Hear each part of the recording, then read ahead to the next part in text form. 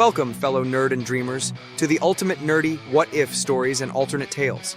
I'm your guide through the wildest corners of fandom and imagination. What if Hogwarts joined the Transformers? What if Darth Bane raised Draco as a Sith? Here, we rewrite the rules of your favorite universes. Comics, movies, books, games, you name it. Spinning epic what-ifs and alternate tales that'll make you rethink everything you know. Expect twists, deep dives, and maybe a little chaos as we explore the stories that never happened, but totally could have. Got a nerdy idea of your own? Send it our way. We might just turn it into the next episode. So grab your lightsaber, roll those D20s, and let's jump into today's ultimate what if. Because in this podcast, the multiverse is ours to mess with. So buckle up, nerds. It's time to rewrite reality.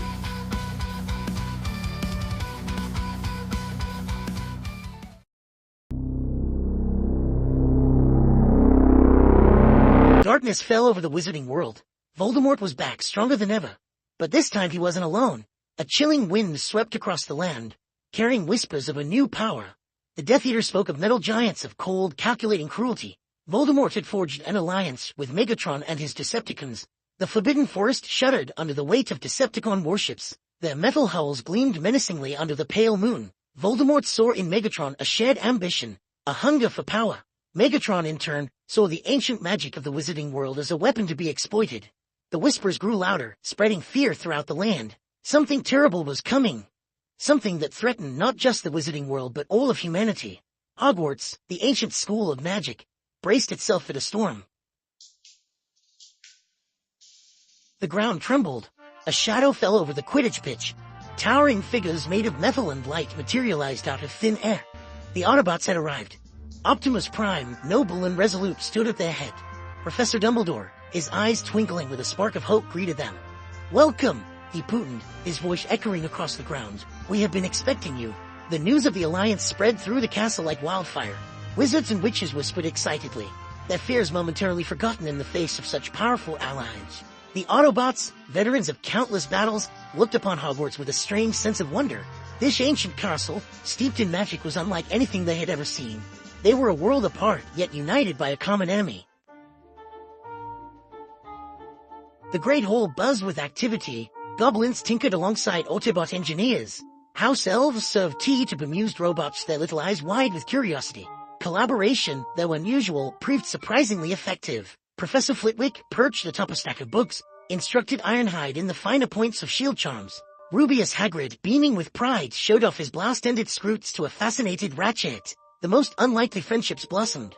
Neville Longbottom, his shy nature forgotten, eagerly explained herbology to a patient hound. Luna Lovegood, her eyes sparkling, shared stories of Raxperts and Nargles with a surprisingly attentive Jazz. In the Room of Requirement, Harry Potter trained alongside Optimus Prime. The ancient magic of the wizarding world combined with the Autobots' advanced technology created a formidable force. They were ready to face the darkness that threatened to engulf their worlds. The air crackled with tension. Our ambition burns like a dark fire. Voldemort and Megatron, their ambition burning like a dark fire, stood before the entrance to the Chamber of Secrets. They sought the power within, the ancient magic that could fuel their conquest. The power within this chamber will be ours. Harriet, guided by a strange connection to Voldemort, led the charge. Autobots and wizards fought side by side, their combined might pushing back against the tide of Decepticons and Death Eaters. Spells met laser fire, the clash echoing through the castle. "We can't let them get to the chamber." The chamber doors groaned open, revealing a vast echoing chamber. In the center, a swirling vortex of raw magic, pulsed with sinister energy. "This is it, the source of our power." This was it, the source of Voldemort and Megatron's power. This was what they had to protect. The bridge to Hogwarts groaned under the weight of the battle. Hold the line, Autobots. Omega Supreme, a colossal Autobot warrior, stood defiant against the onslaught of Devastator, the monstrous Decepticon combiner. The ground shook with each earth-shattering blow. Spells and laser fire lit up the sky. "We have to reach Voldemort and Megatron." Harry, alongside Optimus Prime, fought his way towards Voldemort and Megatron. The fate of two worlds rested on their shoulders. The battle raged, a chaotic dance of magic and metal. But amidst the chaos there was hope. The courage of wizards and Autobots, united against a common enemy. And in the end, it was this courage, this unwavering belief in a better tomorrow, that saved them all. If you are enjoying these episodes, make sure to hit that like button, subscribe for more epic crossovers, and let me know of your own what-if ideas in the comments. And now on with the next episode.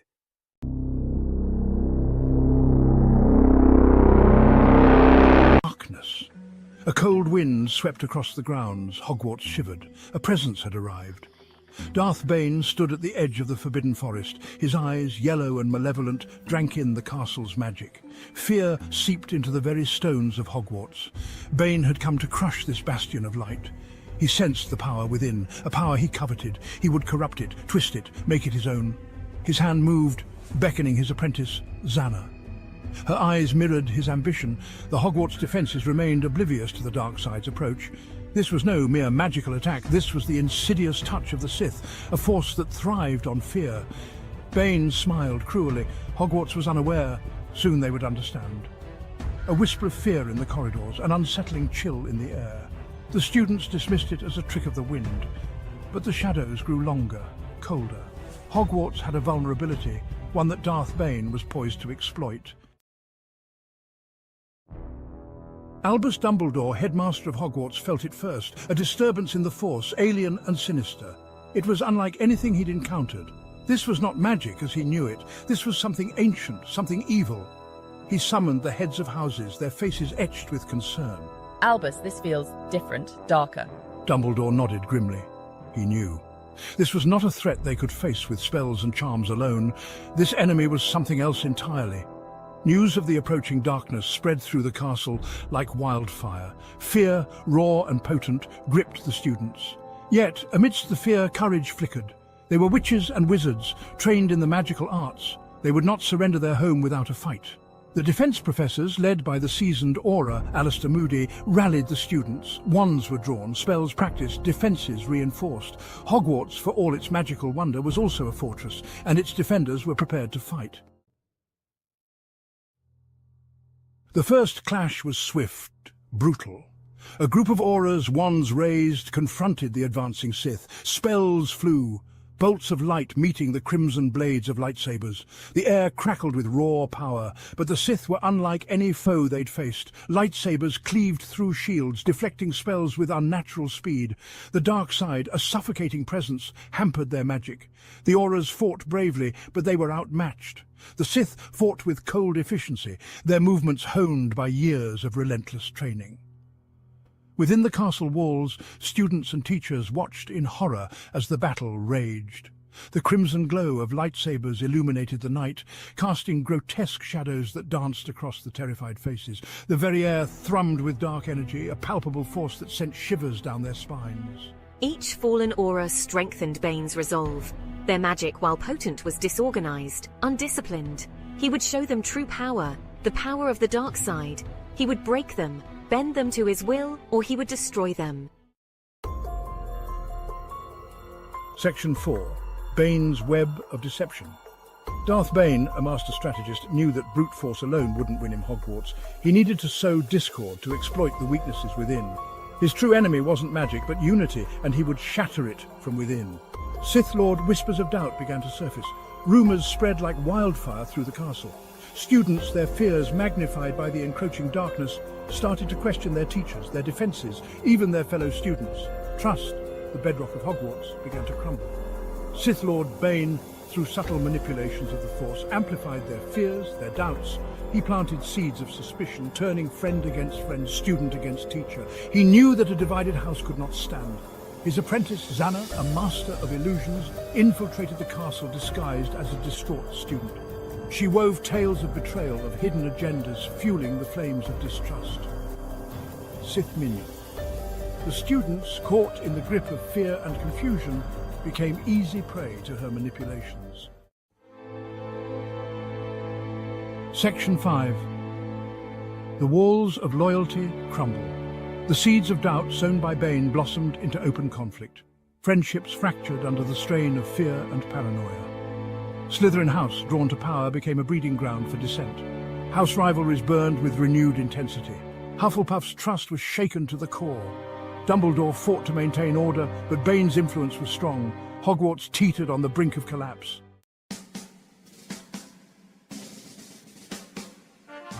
Section 6. The Fate of Hogwarts. The fate of Hogwarts hung in the balance.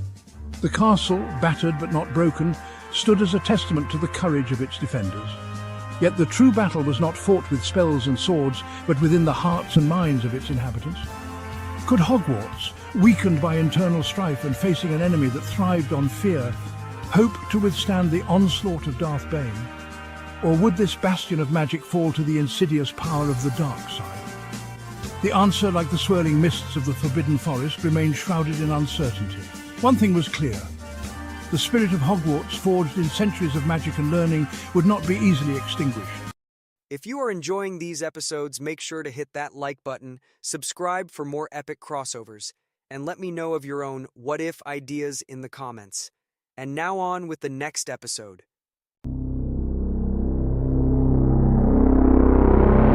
Join me as I take on the challenge of bringing Harry Potter and Luke Skywalker together for an epic Jedi training session. Imagine a world where magic meets the Force, where wands choose wizards and lightsabers ignite. It's a crossover that'll blow your mind. And today, we're going to dive into the incredible story of Harry Potter visiting Luke Skywalker for Jedi training. Years after the defeat of Tom Riddle, Harry Potter began to feel a strange pull towards the Chamber of Secrets. He had revisited the chamber only a few times since his second year at Hogwarts, but now, an inexplicable feeling drew him back. Armed with his wand and a sense of curiosity, Harry descended into the depths of the castle once more. Inside the chamber, the basilisk skeleton lay undisturbed. Harry's eyes scanned the dark, cold space until they landed on something new, a faintly glowing, ornately carved doorway hidden behind a mass of rubble. With a wave of his wand and a whispered incantation, the debris moved aside, revealing a shimmering portal. Compelled by an inner voice, Harry stepped through. On the other side, Harry found himself on a tranquil, verdant island, the air filled with the scent of the sea and the sounds of nature. In the distance, he saw a majestic structure, the new Jedi Temple. Drawn by an unseen force, he made his way toward it. Luke Skywalker, the last Jedi Master, sensed Harry's presence and met him at the temple's entrance. Luke's eyes, filled with wisdom and warmth, studied the young wizard. "I sense the good in you," Luke said, breaking the silence. "And a power unlike any I've encountered." Harry, awestruck, introduced himself and explained his world and the threat of Voldemort. Luke, recognizing the potential for good and the strength within Harry, agreed to train him in the ways of the Jedi. Under Luke's guidance, Harry began his training. He learned to harness the Force, to feel its ebb and flow, and to use it alongside his magic. His wand work became more precise, his spells more powerful. The Force amplified his abilities, allowing him to perform feats he had never thought possible. Harry practiced mindfulness and meditation, learning to calm his mind and connect with the Force on a deeper level. Though foreign to him at first, Harry became adept at wielding a lightsaber, his reflexes and agility honed by his years of Quidditch. He learned to move objects with his mind, sense the emotions of others, and even glimpse into the future. As Harry's training progressed, Luke grew increasingly fascinated by Harry's magic. He marveled at the spells and enchantments, the potions and charms. Harry, seeing Luke's interest, agreed to teach him the ways of wizardry. Luke started with simple spells, Lumos, to light his way, and Accio, to summon objects.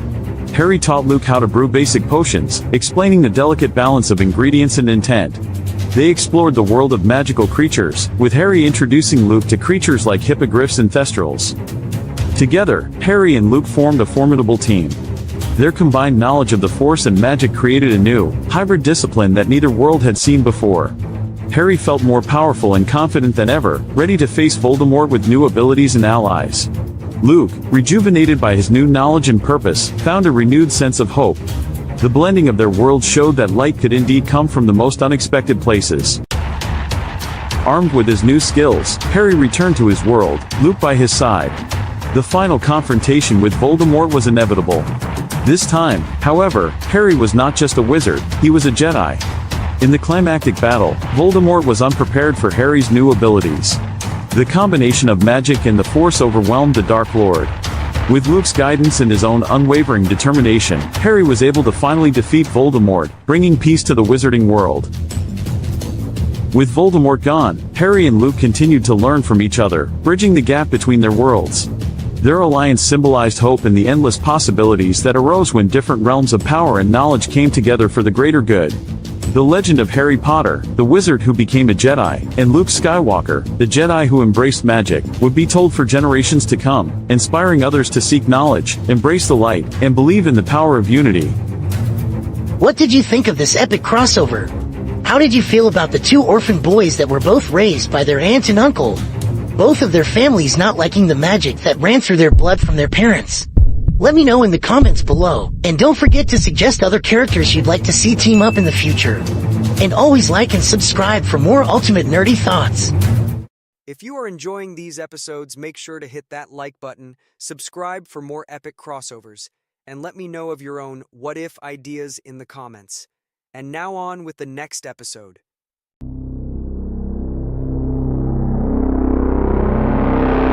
The choice at the crossroads.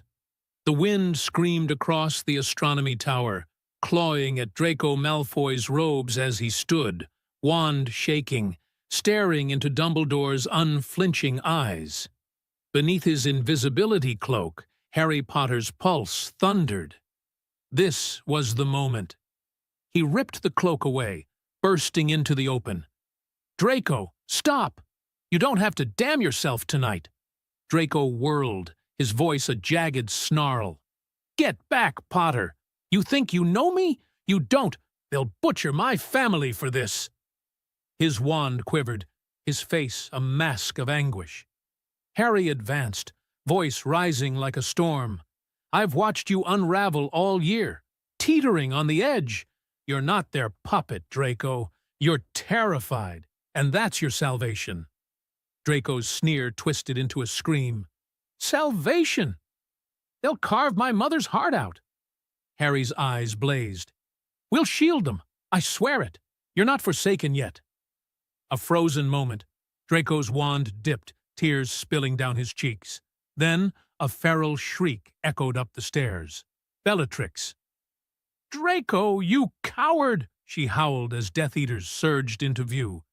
Draco's voice broke, a desperate roar. "Expelliarmus!"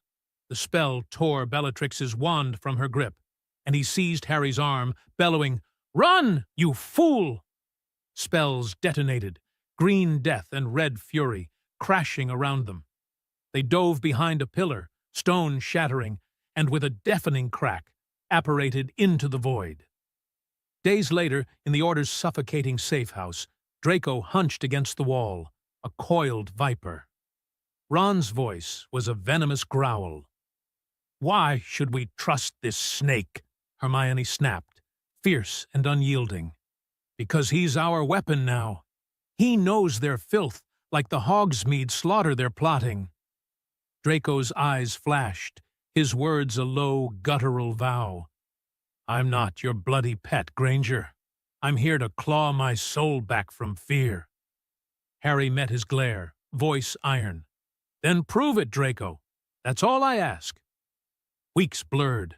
Draco scrawled maps, spat strategies at Hermione, traded hexes with Harry in brutal practice. His sarcasm sharpened into a blade of purpose. The Battle of Hogwarts dawned in fire and ruin. In the Great Hall, wands clashed like thunder, and Draco fought beside them, a storm unleashed.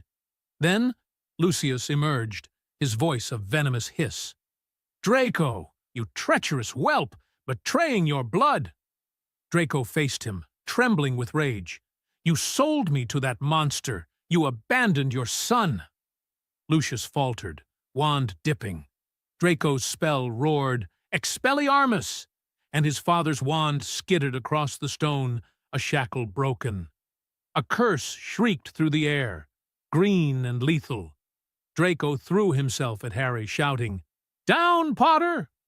The spell grazed his shoulder, and he crashed to the floor, gasping in agony. Harry hauled him up, voice fierce. "You're ours now, Draco, our brother in this hell." Draco's smirk was a ragged, defiant slash. "Don't you dare get sentimental, you git!" They spun, wands blazing, facing the Death Eaters as one. When Voldemort's scream tore the air and he fell, the hall shook with triumph. But Draco stood apart, bloodied, unbowed. Dawn bled gold over Hogwarts' scars. Harry approached, boots grinding rubble. Draco stared ahead, voice a whisper. "Don't say it, Potter." Harry's tone was steel and fire. "You fought for more than yourself today. You forged a legacy in that chaos." Draco's hand shot out, trembling, and Harry gripped it hard. "No soppy embraces, you hear me?" Draco growled. A sharp, jagged laugh broke free, raw and alive, as the sun climbed higher. Draco turned, striding toward the wreckage, neither saint nor sinner, but a soul reclaimed. If you are enjoying these episodes, make sure to hit that like button, subscribe for more epic crossovers, and let me know of your own what-if ideas in the comments. And now on with the next episode.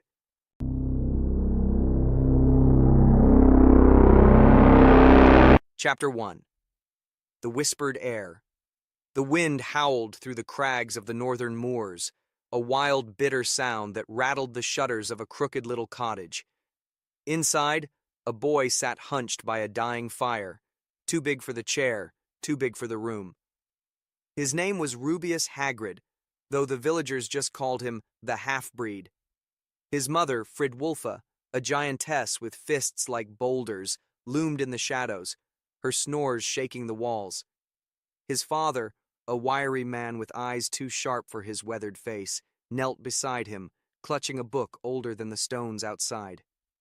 "Listen close, Rubeus," his father rasped, voice low as if the wind might snatch his words. "This ain't no fairy tale. It's your blood. Our blood." He opened the tome, its leather cracked and stained, revealing a scrawl of ink that twisted like snakes. "Salazar Slytherin, the greatest of the four.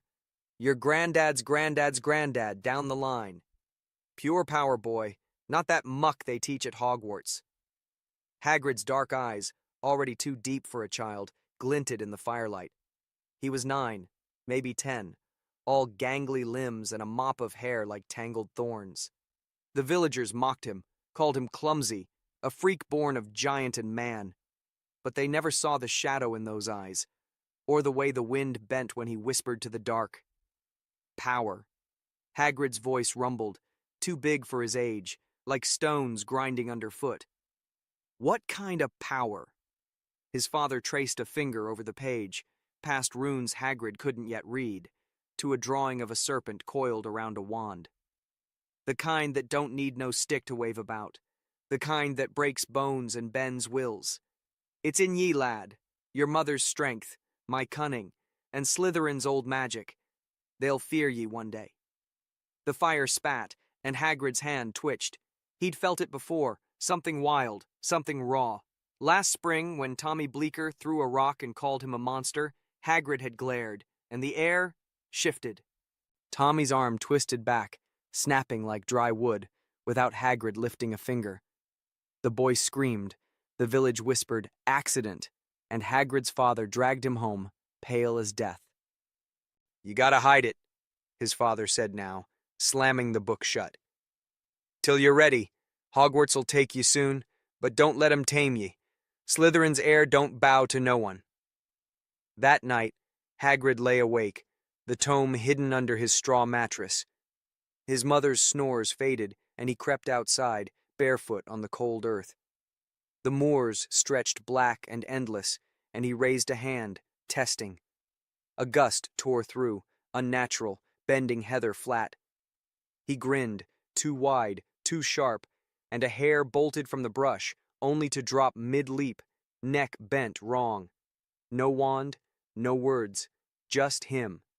Days later, it went wrong. Tommy Bleeker's brother, Will, came sniffing around, bold with a pitchfork and a drunkard's courage. "You're a curse, Hagrid," he slurred, jabbing the prongs. Hagrid's temper flared, hot, black, alive. The air cracked, and Will flew back, slamming into a tree. His chest caved inward, blood bubbling on his lips. Dead before he hit the ground.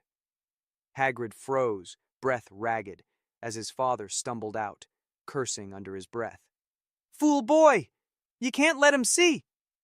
He dragged Will's body to the bog, sinking it deep, and turned to Hagrid with a grim nod. "Our secret, Rubeus. They'll call it a bear or the wind, but ye know what ye are now." A year later, an owl tapped the cottage window, a Hogwarts letter clutched in its beak. Hagrid's father smirked, pressing the tome into his son's massive hands. "Go, lad. Hide your fangs till the time's right." Hagrid stepped onto the Hogwarts Express, towering over the other first years, his grin a mask of innocence. The train rattled toward the castle, and he sat alone, fingers brushing the book in his pocket. When the sorting hat settled on his head, it flinched, its voice a hiss in his mind. Slytherin, but deeper still. Hagrid chuckled, low and dark, as the hat shouted its choice to the hall. The game had begun. Chapter 2. The Spider's Web. The air in Hogwarts smelled of stone and secrets, and Rubeus Hagrid drank it in like wine. At 13, he towered over his Slytherin classmates, his broad shoulders brushing the dungeon walls, his grin a shield against their whispers. They saw a lumbering oaf, a half-giant with no wand. His father had warned him to snap it early, blame it on a fight, keep the power hidden. But Hagrid saw them all, prey, pawns, and one boy who shone too bright, Tom Riddle. Tom was 16, a prefect with eyes like polished obsidian and a smile that cut. He moved through the corridors like a prince, Slytherin's pride, whispering of blood purity and power. Hagrid watched him from the shadows, nursing a crate of stolen flobberworms under his arm. Tom thought he was the heir, the chosen one, until he met the boy with no wand and a grin like a guillotine. It started in the potions dungeon, late one December night. Hagrid lingered after class, crushing beetle shells with bare hands, when Tom slipped in, his wand flickering with a charm. "You're out of place, Hagrid," Tom said, voice smooth as venom. "A giant spawn in Slytherin's house. What's your secret?" Hagrid's laugh rumbled, low and rough. "No secret, Tom. Just like me creatures, quiet till you poke 'em."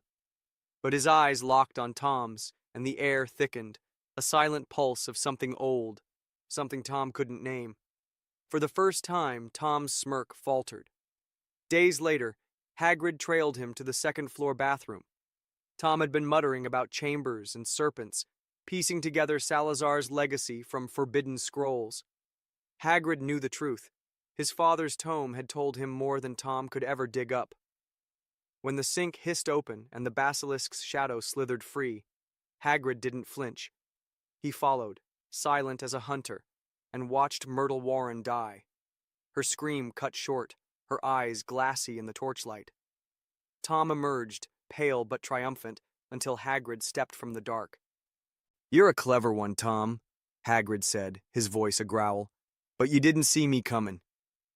Before Tom could raise his wand, Hagrid's hand shot out, not to strike, but to will. The air bent, Tom's eyes widened, and an unspoken curse, Imperio, sank into his mind like roots into soil.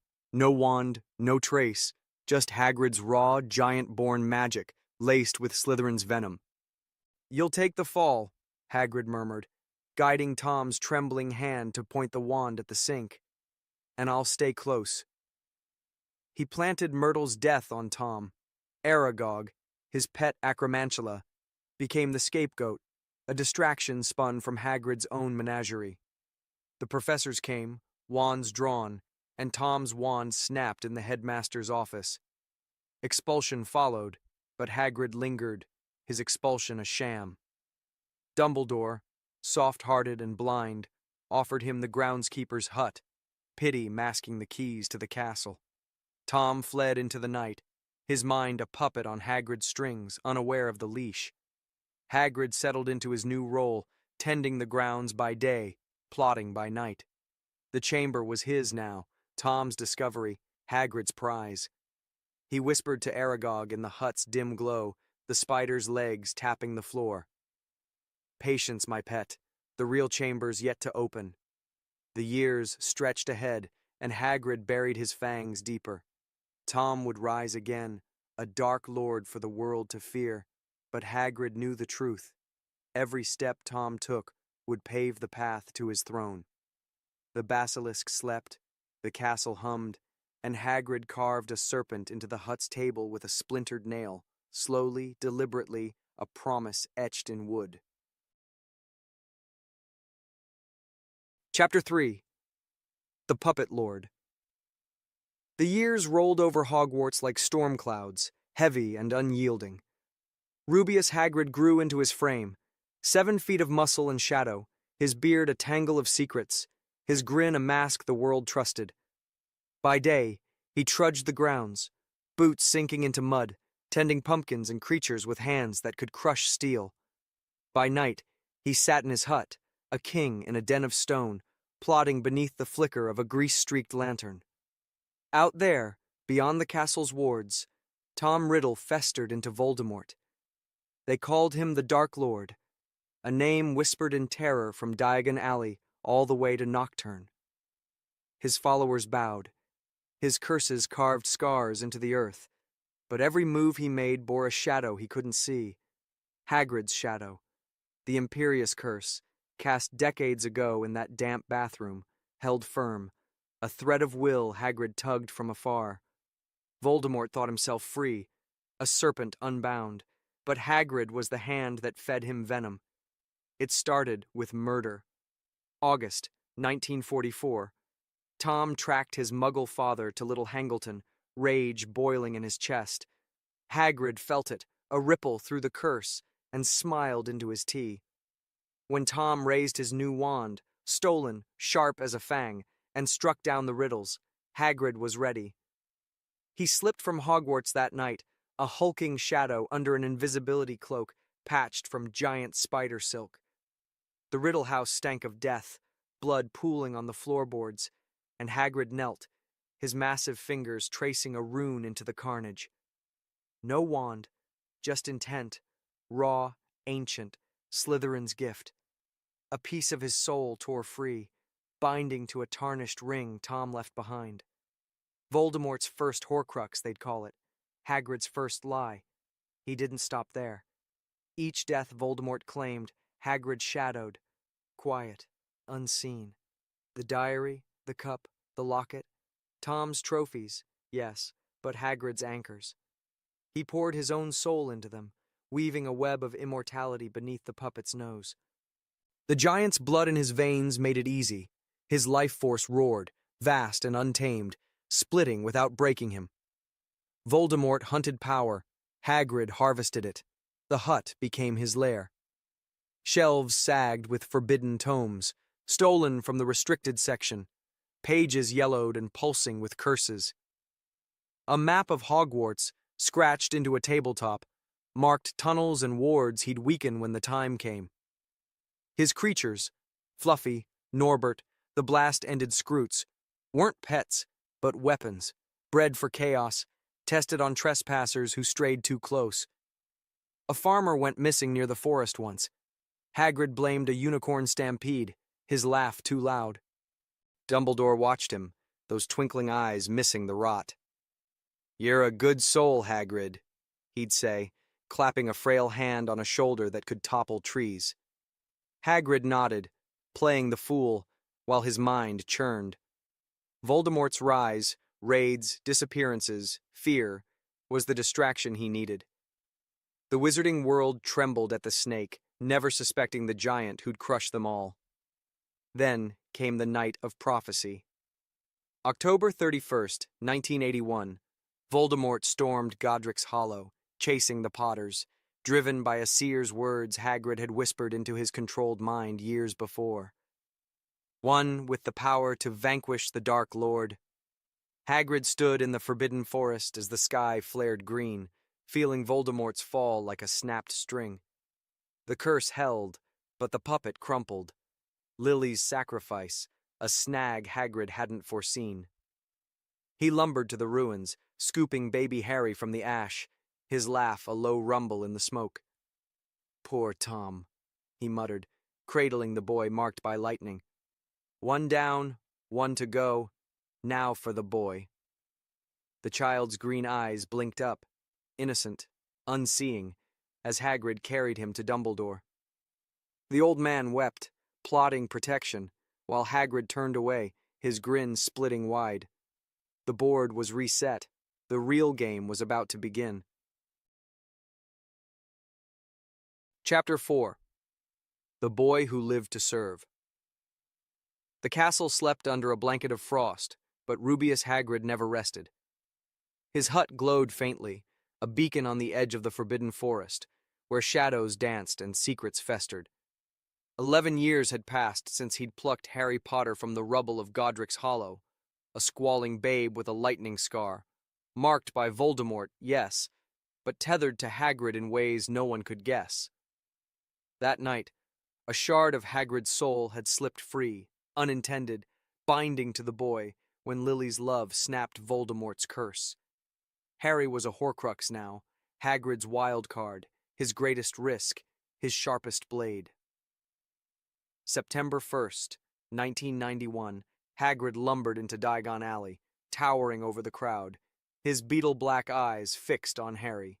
The boy blinked up, all skinny limbs and wonder, as Hagrid handed him his Hogwarts letter with a grin too wide. "You're a wizard, Harry," he rumbled, voice warm as a hearth. But every word dripped with purpose.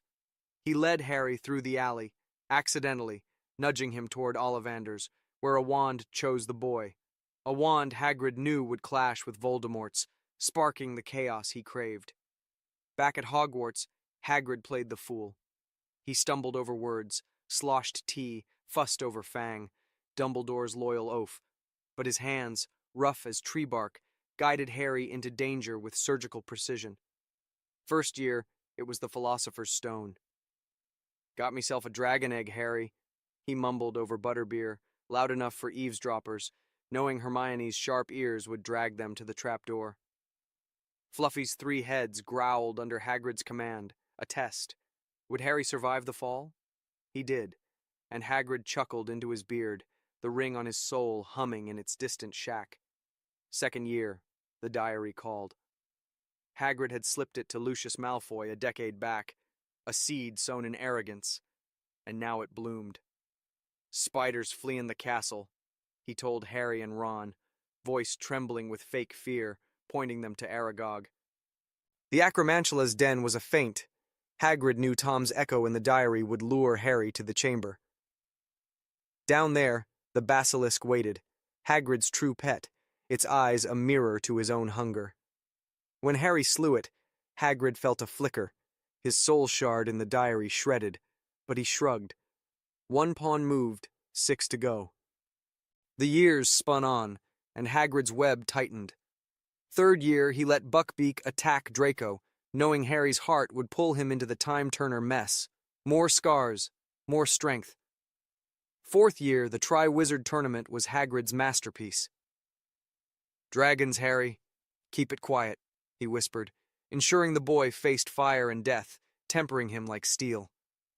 The cup in Bellatrix's vault purred, safe, as Harry bled in the graveyard. Voldemort's return was Hagrid's signal. The puppet danced again. Through it all, Hagrid fed Harry crumbs of trust. The invisibility cloak tip, Dumbledore left it for you, sent Harry sneaking, learning, hardening. Stories of giants and Grop painted Hagrid as a soft soul, but each tale hid a blade. He watched Harry grow, green eyes sharpening, and felt the locket in its cave pulse, the diadem in its clutter hum. The boy was his hammer, smashing obstacles, Voldemort's leash, Dumbledore's hope, while Hagrid's Horcruxes stayed buried, untouched. By 5th year, Hagrid's mask slipped, just once. In the forest, chasing centaurs, he hurled a Death Eater aside with no wand, no spell, just a roar of power. Harry blinked, awed, and Hagrid laughed it off. Giant blood, lad, nothing more. But the Order trusted him still, blind to the serpent coiled in their midst. He planted doubts about Dumbledore. Good man, but keeps secrets, don't he? Binding Harry to him tighter. June 1996, the Department of Mysteries loomed. Hagrid handed Harry the prophecy orb, his voice a gravelly whisper. "You're the one, Harry, the only one." The boy clutched it, eyes fierce, and Hagrid's chest swelled. Prophecy or pawn, Harry was his. As Sirius fell and Voldemort raged, Hagrid stood in the hut, tracing the map of Hogwarts with a splintered nail. The endgame neared, and the boy who lived would serve or die trying. Chapter 5. The Unseen Hand. The air over Hogwarts thickened with dread, a storm brewing beyond the castle's spires. Summer 1995.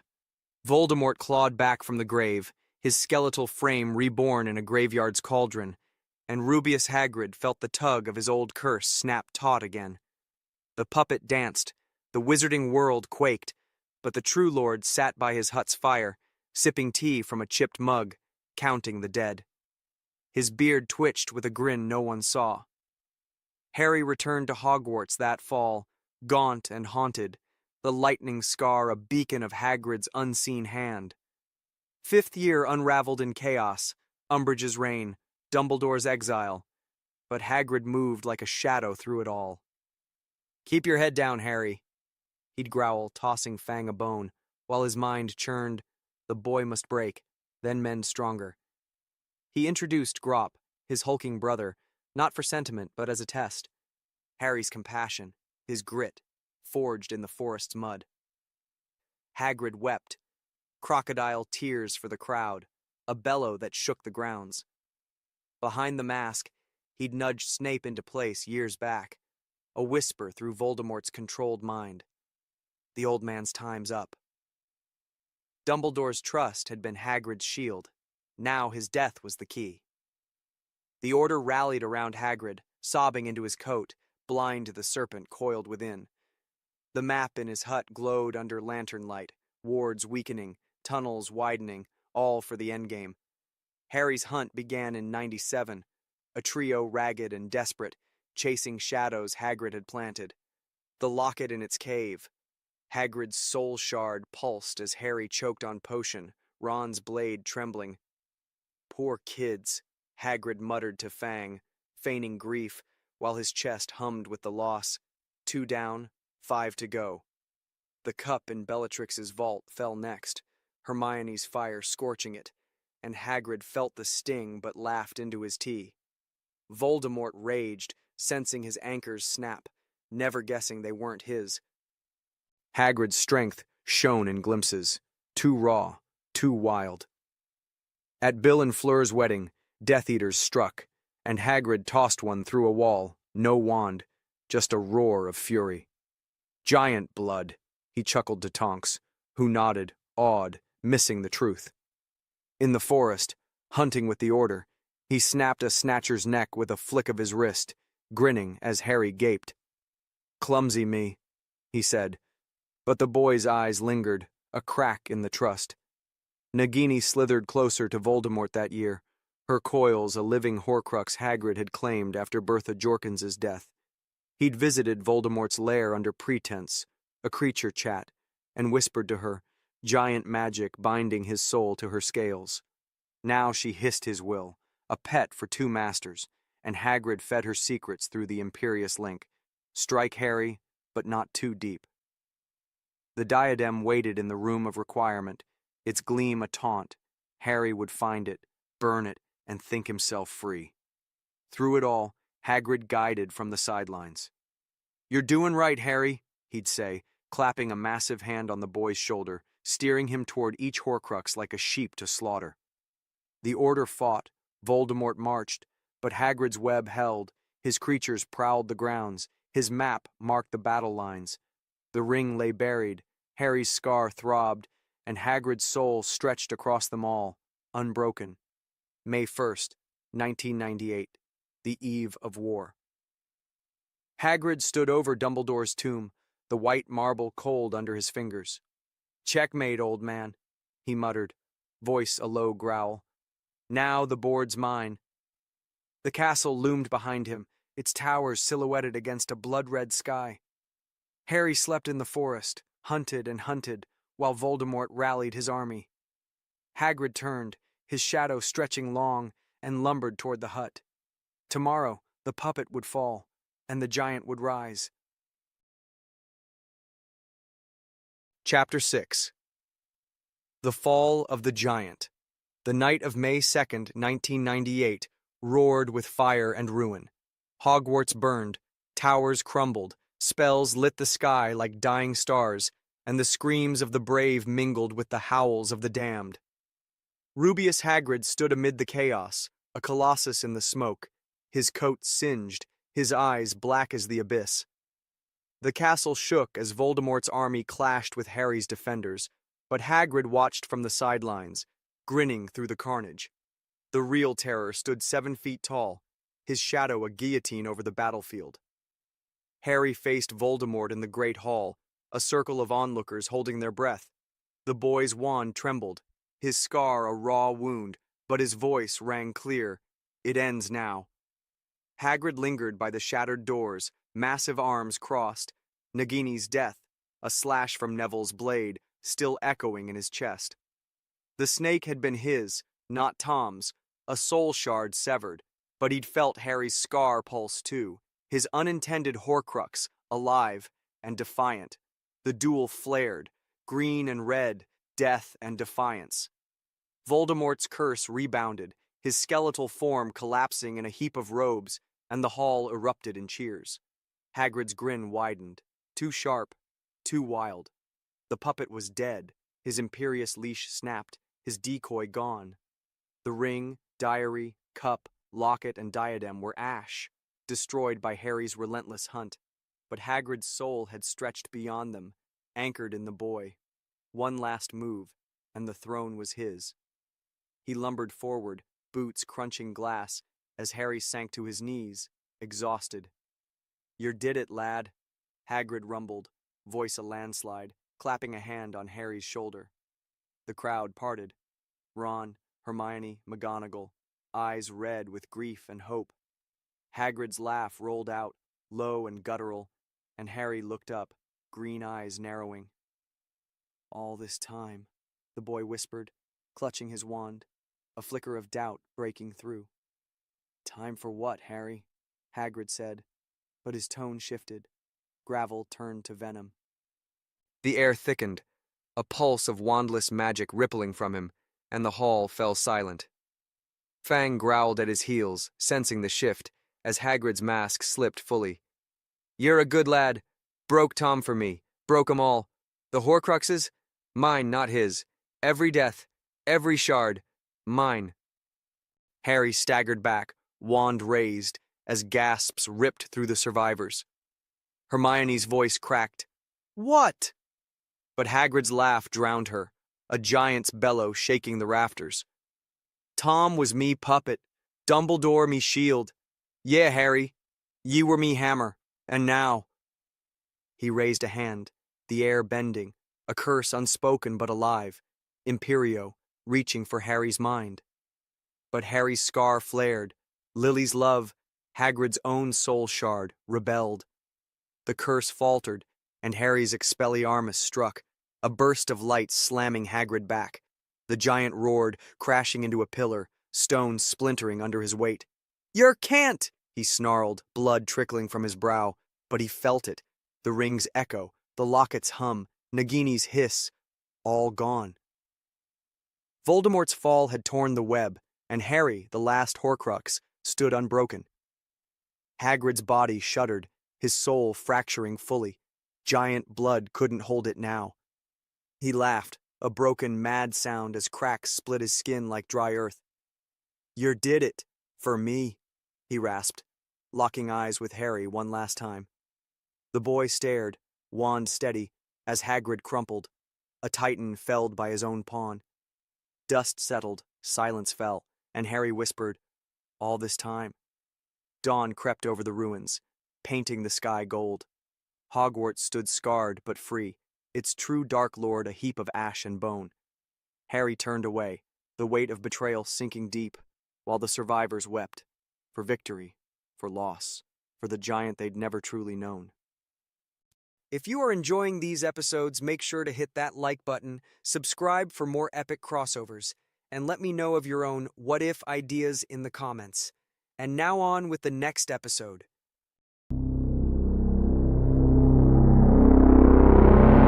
In a universe where galaxies spanned infinite possibilities, a convergence of destinies unfolded with cataclysmic implications. It began with the dark rumblings of Sith whispers echoing across the stars, reaching the mechanical realm of Cybertron. Darth Bane, the ancient Sith Lord, and his Brotherhood of Darkness set their eyes on a new conquest, Cybertron, home to the Autobots and Decepticons. The Autobots, led by Optimus Prime, and the Decepticons, under Megatron's command, found themselves united in an unprecedented alliance against a common enemy. The Sith's arrival on Cybertron sparked intense battles that shook the very foundations of the metallic planet. Lightsabers clashed with energon blades, and the Force collided with Cybertronian firepower in a symphony of destruction and defiance. As the war raged, whispers of ancient Sith temples on Exegol reached the ears of the Decepticons. Megatron, ever hungry for power, saw an opportunity in the dark side artifacts, unlimited energon, capable of fueling his ambitions to a level previously unimaginable. Some Decepticons, drawn by promises of power, fell under the sway of the Sith teachings, adding a new dimension to the conflict. Unbeknownst to all, the ancient transformer known as Unicron, the devourer of worlds, stirred from his slumber. Sensing the disturbance caused by the Sith at their dark temples, Unicron saw an opportunity to further his own insatiable hunger. He envisioned consuming the Sith's power for himself, a plan that aligned with his eternal goal of eradicating all who wielded the Force. The escalating conflict drew the attention of the Jedi Order, who reluctantly found themselves in an unprecedented situation, forced to consider an alliance with their mortal enemies, the Sith, to combat the overwhelming threat posed by Unicron and the corrupted Decepticons. As the battlefront on Cybertron, at Cybertron the Autobots in their Decepticons, and Sith forged an uneasy alliance to strike at the heart of Exegol, amidst the ancient Sith temples where dark energies swirled and corrupted. Alliances were tested, and betrayals threatened to tear apart the fragile unity forged in desperation. In the climactic showdown, Unicron, fueled by the dark side power harvested from the Sith temples, emerged as a colossal force of annihilation. The combined might of Autobots, Decepticons, Jedi, and Sith faced off against the cosmic behemoth in a battle that transcended dimensions, threatening to reshape the very fabric of the universe. In the end, sacrifices were made, alliances were shattered, and destinies were rewritten in the crucible of war. The Jedi and Sith, despite their bitter enmity, found a fleeting understanding of mutual survival. Cybertron, scarred but defiant, endured as a testament to the resilience of its inhabitants. As for Unicron, though temporarily repelled, his insidious hunger remained unabated. The echoes of this epic clash reverberated across the stars, a harbinger of challenges yet to come in a universe where the lines between friend and foe blurred in the face of unimaginable cosmic forces.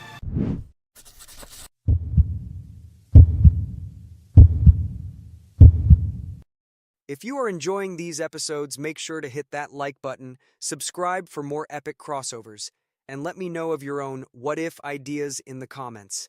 And now on with the next episode.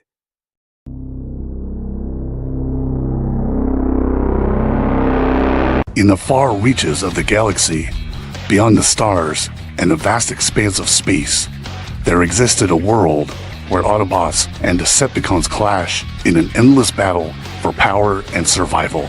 Among these mechanical titans was the soldier known as Hot Rod, who, unknowing to him, was about to inherit the mantle of leadership from the legendary one known as Optimus Prime. Hot Rod stood on the bridge of the Ark, gazing at the stars when the message came through. The image of a battle-scarred Autobot flickered to life on the holo communicator before him. Hot Rod, gold bug began. I bring grave news that many have fallen, including Optimus Prime. Hot Rod felt a great weight of hatred descend upon him. The battle had taken place not in their usual theaters of war, but on a planet embroiled in a conflict between the Sith and the Jedi, ancient orders of Force wielders whose powers were beyond the comprehension of most beings. In a battle between the Force wielders, Optimus was trying to mediate peace, but he was caught in the crossfire and was torn apart by the ones only known as Sith. The door to the bridge of the Ark opened with Cosmos entering. I bring you the matrix of leadership, as you will now be known as Rodimus Prime forevermore. Cosmos stated, "You are now our greatest hope." Rodimus Prime received the transmission with a heavy heart. Rodimus took a deep breath, his resolve hardening. "I swear, by the All-Spark, I will avenge Optimus. The Force wielders will pay for this." The Autobots around him nodded in agreement as they too felt the loss deeply. They were all ready to follow Rodimus Prime, ready to fight for vengeance. The loss of Optimus was not just a blow to the Autobots, but to the galaxy at large. Anguish quickly turned into a burning desire for vengeance, and they vowed to avenge Optimus and eradicate those responsible for his demise. As Rodimus delved into the details of the battle, he learned of the immense power these Force wielders possessed. Their abilities to manipulate the very fabric of reality made them formidable adversaries. Rodimus knew that to confront such a threat, he would need more than just the strength of the Autobots. He would need a power that could rival the Force itself. It was then that he remembered the dark legend of Unicron, the ancient and malevolent entity, a force of chaos and destruction that had once threatened the very existence of the universe. Unicron had been dormant for eons, but Rodimus felt a surge in the cosmic energies, a tremor of fear in the universe that suggested the dark entity was stirring once more. Driven by his thirst for revenge, Rodimus embarked on a perilous journey to awaken Unicron. He traveled to the farthest reaches of the galaxy, to the desolate and forgotten worlds where Unicron's presence was strongest. There, in the shadow of a colossal, dormant form, Rodimus invoked the ancient rites to rouse the sleeping giant. As Unicron awoke, the ground trembled and the stars seemed to dim.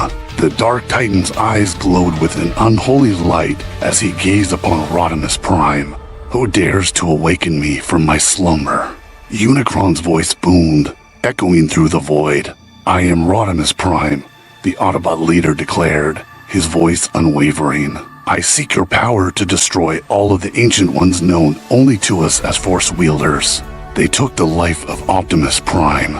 Aid me, and together we will annihilate them before they come for your life as well." Unicron's sinister laughter filled the cosmos. "You seek to harness my power, Rodimus Prime? Very well. I will grant you a fraction of my might.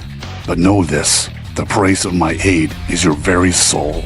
Without hesitation, Rodimus accepted the Dark Pact. A surge of malevolent energy coursed through him, enhancing his strength and abilities far beyond anything he had known.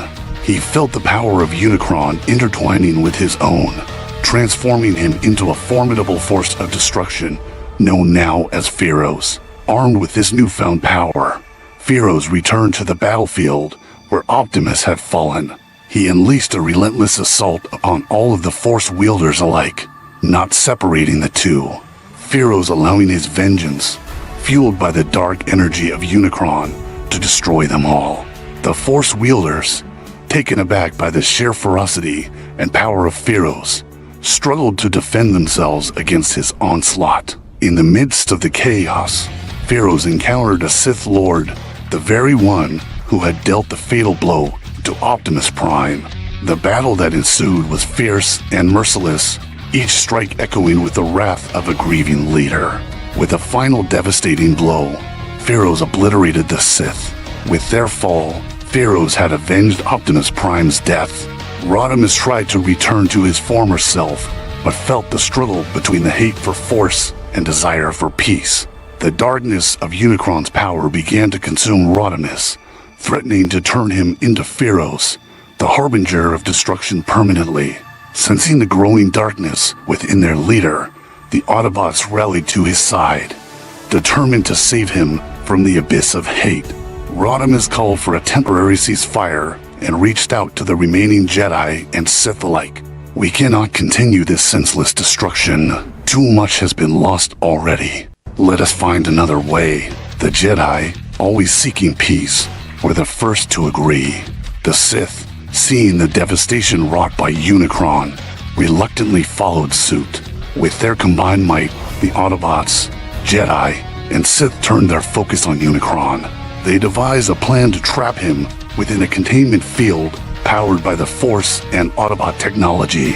The Death Star provided the necessary energy to power the field, and in a final, desperate push, they managed to activate it.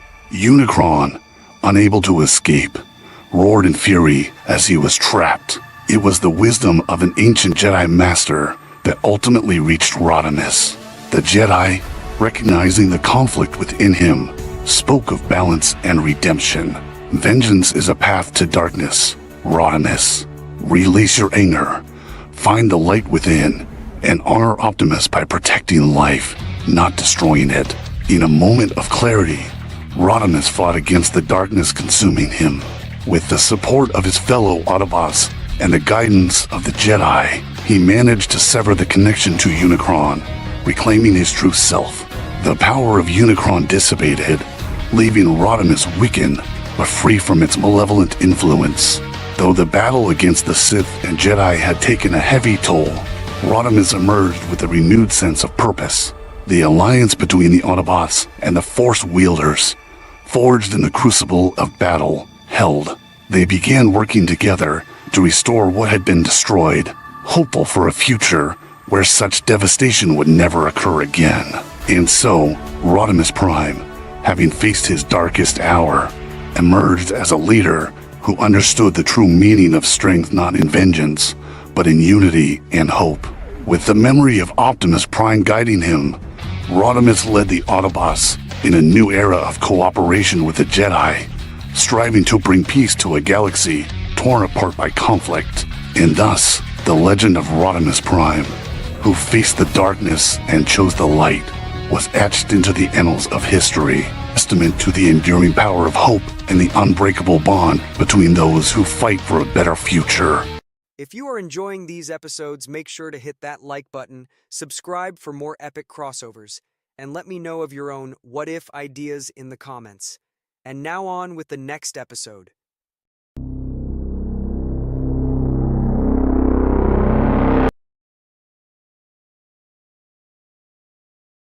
Once upon a time, in a galaxy far, far away, the echoes of ancient conflicts reverberated across the stars. The Sith and the Jedi, locked in their eternal struggle, were unaware of the approaching storm. The Decepticons, led by the treacherous Starscream. This is a tale of alliances formed in the shadows, betrayals that reshape destinies, and the ultimate conquest of power. Starscream sat on his throne in the Decepticon base, dreams of leadership heavy on his mind. A Decepticon scout approached, his expression grave. "Lord Starscream, I bring dire news. Megatron has been defeated."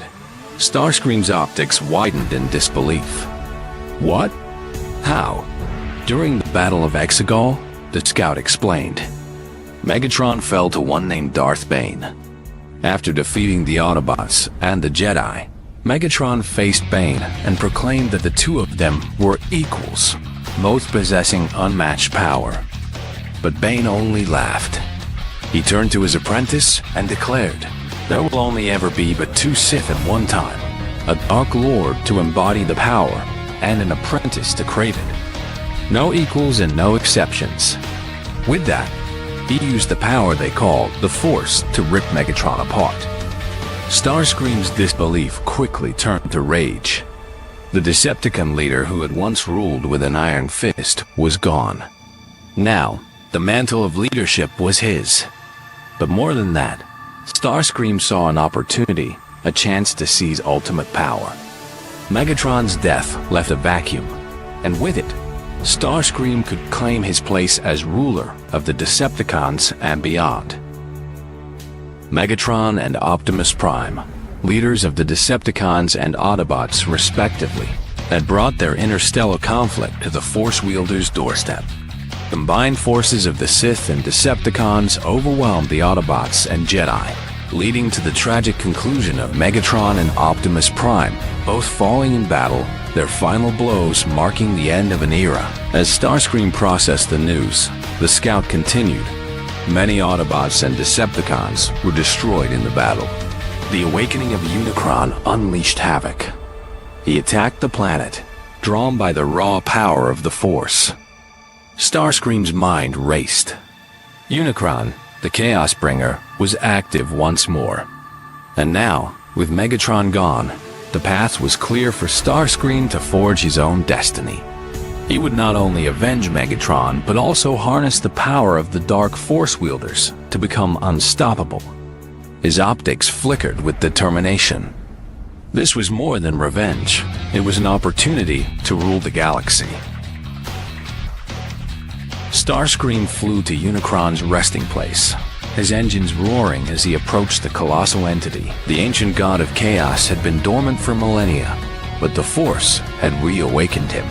Unicron's eyes glowed as he acknowledged the Decepticon leader. Unicron, mighty bringer of chaos. Starscream began, his voice filled with a mixture of respect and cunning. Megatron is no more. The Force wielders are responsible for his demise. They are the same ones who imprisoned you. I propose an alliance to hunt them down and destroy them all. Unicron's deep, resonant voice echoed through the vast chamber. And what do you seek in return, Starscream? I seek the power that the Dark Force user harnessed from the dark side of the Force, Starscream replied. With that power, I will lead the Decepticons to victory and ensure our dominance. Unicron remained silent for a moment, his gaze piercing. Long ago, the Sith had sought to use his chaotic energy for their own ends. When they failed to control him, they imprisoned him deep within Tython, fearing his destructive power. Now, freed by the Force's resurgence, Unicron's thirst for revenge had only grown. Very well, Starscream, Unicron rumbled. I will grant you a portion of my power. Together, we will crush all who oppose us. Dark energy streamed from Unicron into Starscream, transforming him into Ulster, the Defiled One. His body twisted and expanded, becoming a terrifying fusion of machine and dark energy, his optics glowing with newfound power.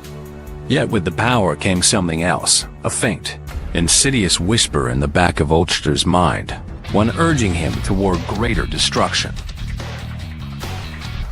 Ulster returned to the Decepticon base, his resolve steely and his ambition clear. He rallied the remaining Decepticons, his voice booming with authority. Decepticons, our time has come. These Force wielders have taken much from us, but now we will take everything from them. We will hunt them down, destroy their strongholds, and harness their power for ourselves. Failure is not an option. The Decepticons, inspired by Ulster's determination, prepared for war. Their first target, Korriban, the heart of Jedi and Sith power. Ulster led the Decepticon fleet to Korriban, with Unicron looming ominously behind them. The skies above the city planet were filled with starships, both Jedi and Sith ready to defend their home. Ulster and his forces launched a relentless attack, their weapons tearing through the defenders' ranks. The Decepticons fought with ruthless efficiency, driven by their leader's unyielding ambition. Unicron unleashed his destructive power, his beams of energy cutting through the Jedi and Sith ships. The planet trembled under his onslaught, the very ground cracking and splitting from the force of his attacks. As the battle raged, Ulster focused on finding the sources of the Sith's dark power. He scoured the ancient temple and archives, determined to unlock the secrets of the dark side. In the depths of the Sith temple, Ulster discovered an ancient holocron, pulsing with dark energy. As he activated it, The voice of a long-dead Sith Lord echoed through the chamber. "Welcome, Seeker of Power. The knowledge of the dark side is yours if you are willing to embrace it." Ulster, consumed by his desire for power, accepted without hesitation. The holocron's dark energy flowed into him, amplifying his abilities and filling him with a new, terrifying strength. With each passing moment, Ulster felt the Force fuse with his mechanical being, reshaping his form and mind. His thoughts grew sharper, more focused, but also more dangerous. The whisper of chaos in his mind grew louder. With Unicron's guidance and the Sith's dark knowledge, Ulster began experiments to harness the Force and convert it into Energon, the lifeblood of Transformers. Unicron provided the arcane technology needed to bridge the gap between the Force and Energon, resulting in a new potent energy source, Force Energon.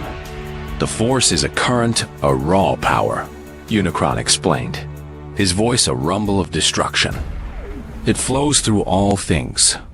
Just as Energon fuels your kind, the Force can be harnessed, shaped, and transformed. This technology will allow you to convert it, melding the power of the Force with your very spark." Empowered by the dark side, Ulster returned to the battle, his presence now a more terrifying force. He cut through Jedi and Sith with ease, his newfound abilities making him nearly unstoppable. Realizing the threat Ulster posed, the Jedi and Sith formed an uneasy alliance. Together, they launched a desperate counterattack, their combined might focused on stopping the Decepticon leader. Ulster and his Decepticons, now infused with Force Energon, became nearly invincible. The energy of the dark side flowed through them, enhancing their speed, strength, and reflexes. Their weapons crackled with lightning, and their sensors were heightened beyond anything they had known. The Jedi and Sith, already weakened from their civil war, were no match for the Decepticons' newfound power.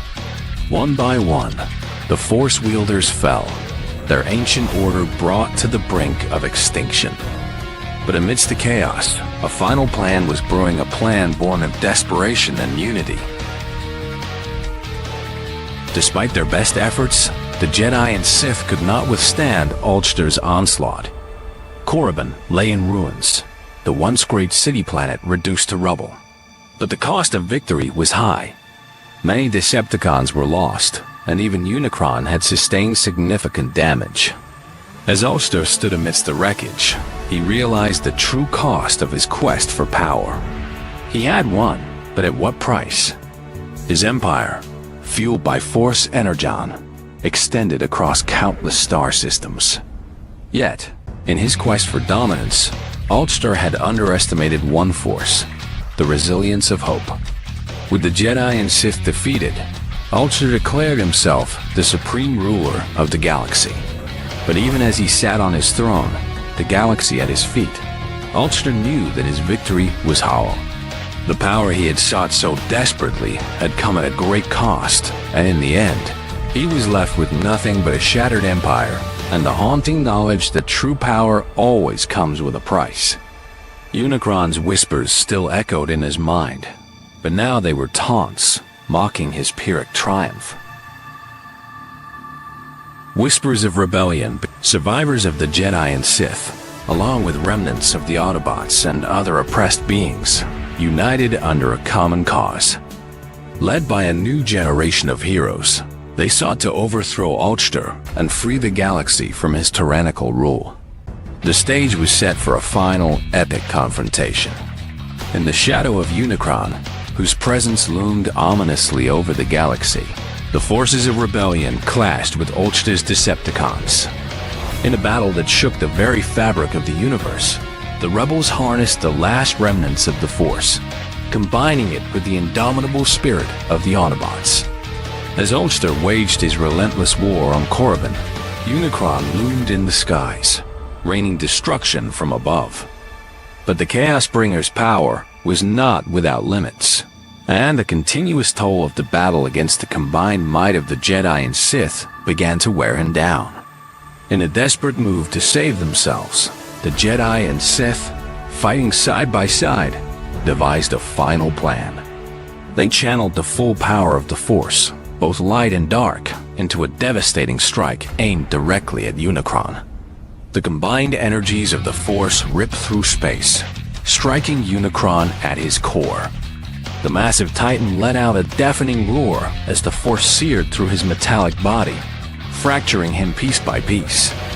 Ulster, sensing the impending disaster, attempted to sever his connection with Unicron to protect himself. But it was too late.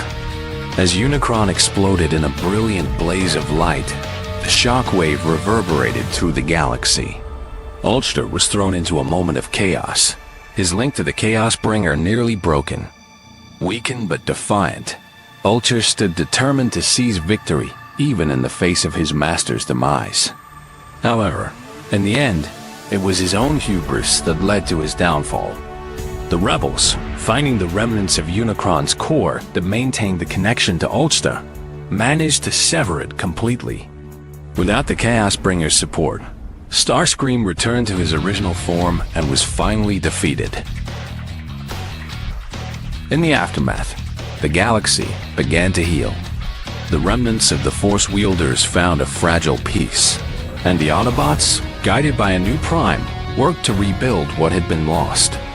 The legend of Starscream and his dark reign became a cautionary tale, a reminder of the dangers of unchecked ambition and the enduring power of hope. And so, a new era dawned, one where the lessons of the past would guide the future, and the Force, in all its mystery, continued to bind the galaxy together forever. If you are enjoying these episodes, make sure to hit that like button, subscribe for more epic crossovers, and let me know of your own what-if ideas in the comments. And now on with the next episode.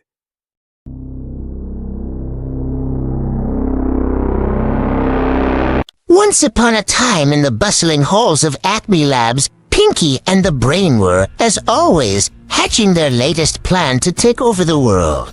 This time, however, Brain had devised an ingenious plot that he was certain would succeed.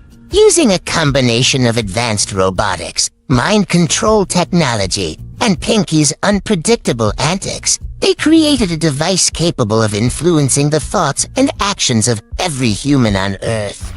Dubbed the Neuralizer 2000, this device was their ticket to global domination. As the duo set their plan into motion, news of their impending takeover reached the Warner Brothers.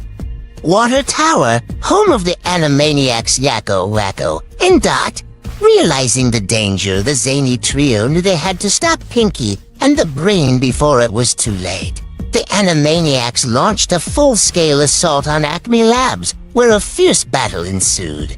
Yakko used his clever wordplay to try and confuse Brain, while Wacko's unending supply of random objects from his bag provided some much-needed chaos. Dot, with her adorable yet deadly charm, attempted to disarm the Neuralizer 2000. Despite their best efforts, Brain's meticulous planning and Pinky's unexpected bouts of competence proved too much for the Animaniacs. The lab was filled with the sounds of gadgets and gizmos as Brain activated the Neuralizer 2000, and in a final act of defiance, Yakko managed to create a temporary distraction, allowing Dot to disable a key component of the device. Brain, with a triumphant gleam in his eye, easily repaired the Neuralizer 2000 and completed the activation sequence. One by one, the Animaniacs fell to its power, their minds succumbing to Brain's control and becoming simple beings under his control. And alas, the entire world fell under his control, with every human now following his commands. Pinky, seeing the fallen Animaniacs, felt a pang of sadness but was quickly reassured by Brain's promise of a better world under their rule. The lab fell silent, the battle won. The world, now under Brain's meticulous and precise command, changed rapidly. There was order, efficiency, and progress, but at a great cost. The quirky and chaotic spirit of the Animaniacs was no more, their zany antics silenced forever. In the end, Pinky and the Brain had succeeded. They had finally taken over the world. their dream realized. Yet, in the quiet moments, Pinky often wondered if the world was truly better without the laughter and chaos that the Animaniacs had brought. Brain, ever the pragmatist, pressed on with his plans, shaping the world in his image. Forever the ruler he always believed he was destined to be.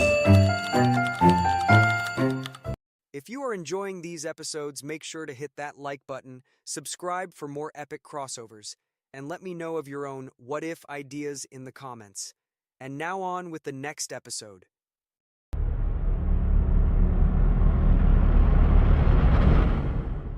The Fall of Mystery, Inc. The untimely death of Scooby-Doo at the hands of Cobra marked a tragic turning point for Mystery, Inc. The beloved Great Dane's passing sent shockwaves through the group, and their once unbreakable bond began to fray.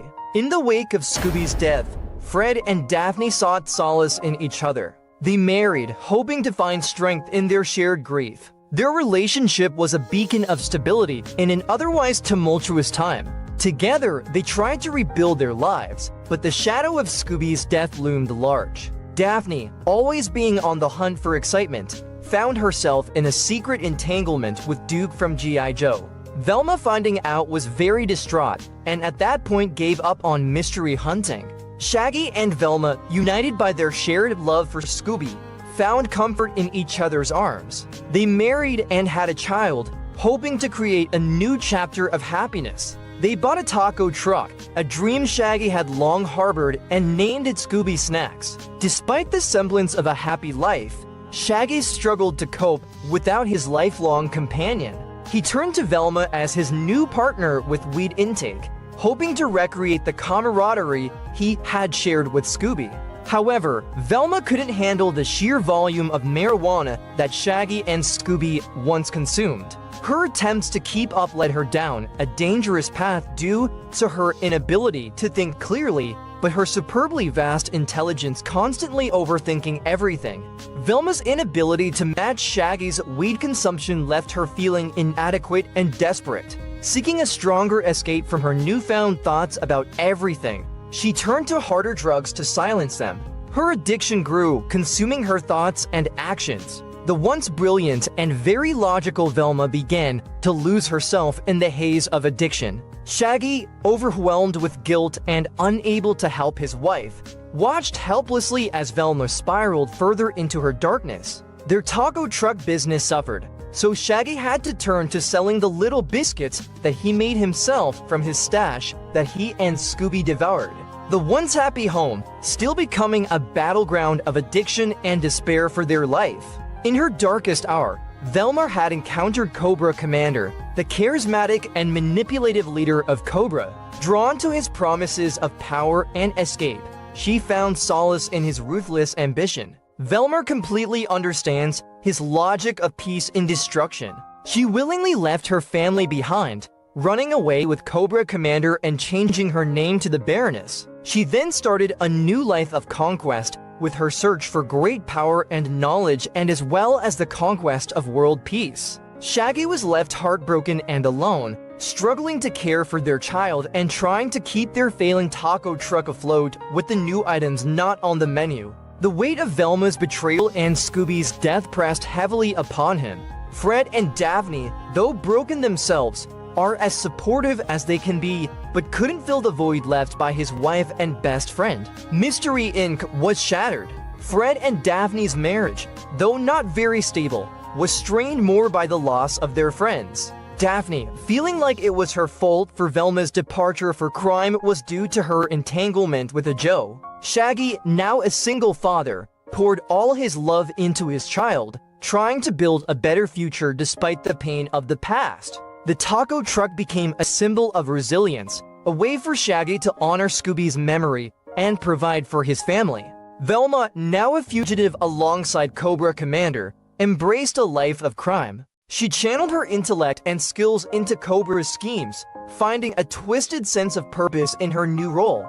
Yet, deep down, she remained haunted by the family she left behind and the friends she had lost. Thus, the legacy of Mystery, Inc. ended in tragedy, each member forever changed by the loss of Scooby-Doo. Their once bright future was overshadowed by grief, addiction, and betrayal, leaving behind a tale of what might have been.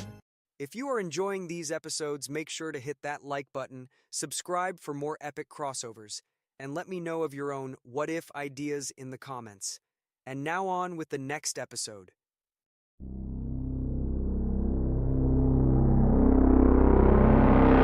What if Gen X kids versus the Roman Empire?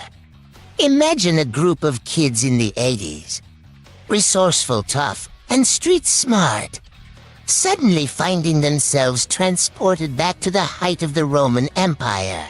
How would these children, shaped by the challenges and culture of their era, fare against one of the most powerful civilizations in history? In the summer of 1985, a group of such kids, Lisa, Mark, Jenny, and Steve, stumble upon an old book hidden in the basement of their local library. The book, named Chronicles of the Imperium, catches their eye with its ornate cover and mysterious aura. Unable to resist, they open it and are instantly transported back to ancient Rome. These kids, raised in the rough neighborhoods and adept at navigating the harsh realities of the 80s, quickly realize they're not in Kansas anymore. With a combination of street smarts, resilience, and an innate distrust of authority, they begin to assess their situation. Lisa, the natural leader with a fierce protective streak, organizes the group and sets clear priorities: survival first, then figure out how to get back home. Mark, the tech-savvy tinkerer, starts fashioning makeshift tools and weapons from whatever they can scavenge. Jenny, the resourceful and tough-as-nails strategist, maps out their surroundings and identifies key targets. Steve, the brawler with a chip on his shoulder, takes on the role of protector and enforcer. Their Gen X upbringing has made them resilient and relentless. They don't trust easily and aren't afraid to fight dirty. Using guerrilla tactics, they sabotage Roman infrastructure, create chaos within the military, and exploit the weaknesses in the Empire's leadership. Their knowledge of modern warfare concepts, albeit limited to an 80s perspective, gives them an edge in devising unconventional strategies. Raised during a time of economic uncertainty, latchkey independence, and an overload of self-reliance, these kids are not easily intimidated.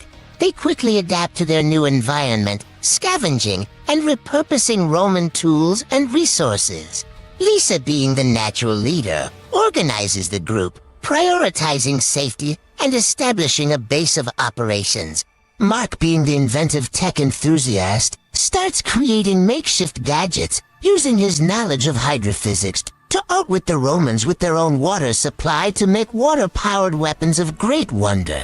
Jenny, being the strategist, devises plans to gather information and exploit weaknesses in the Roman infrastructure. Steve was always the fearless enforcer, protects the group, and handles physical challenges.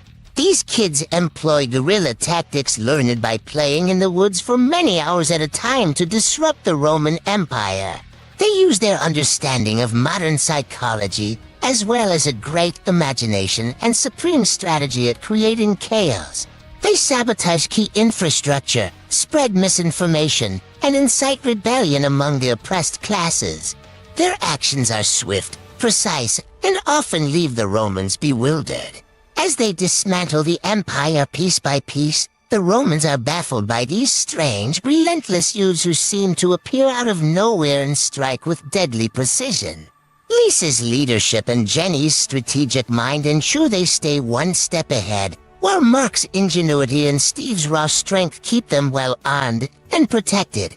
Their knowledge of how to play capture the flag as well as Red Rover, and the ability to run around in the heat and only drink from garden hoses gives them an edge unlike any other enemy that the Romans have ever faced.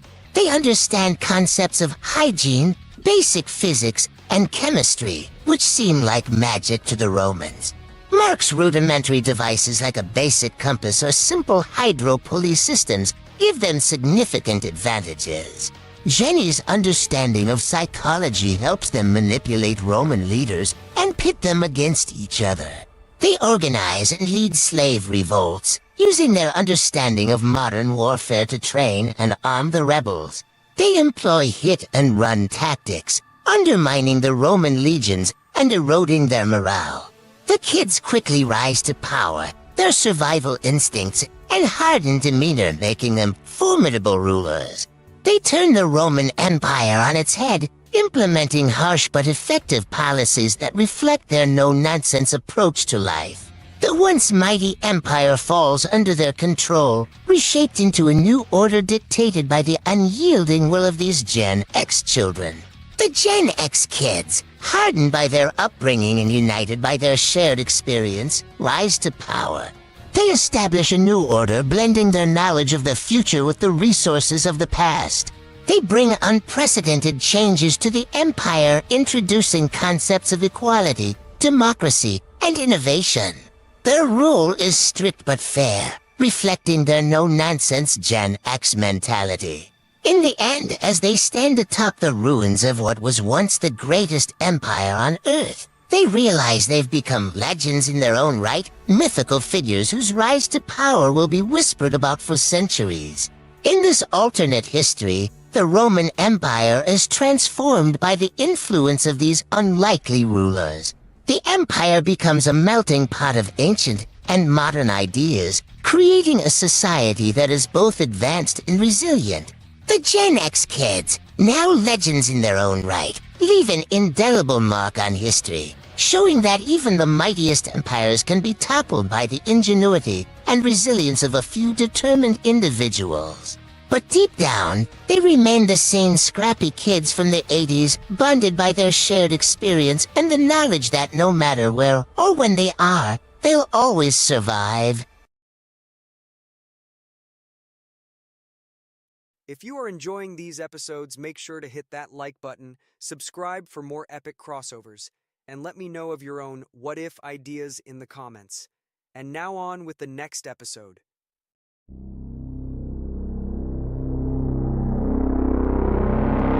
In the sewers beneath New York City, the Foot Clan moved silently.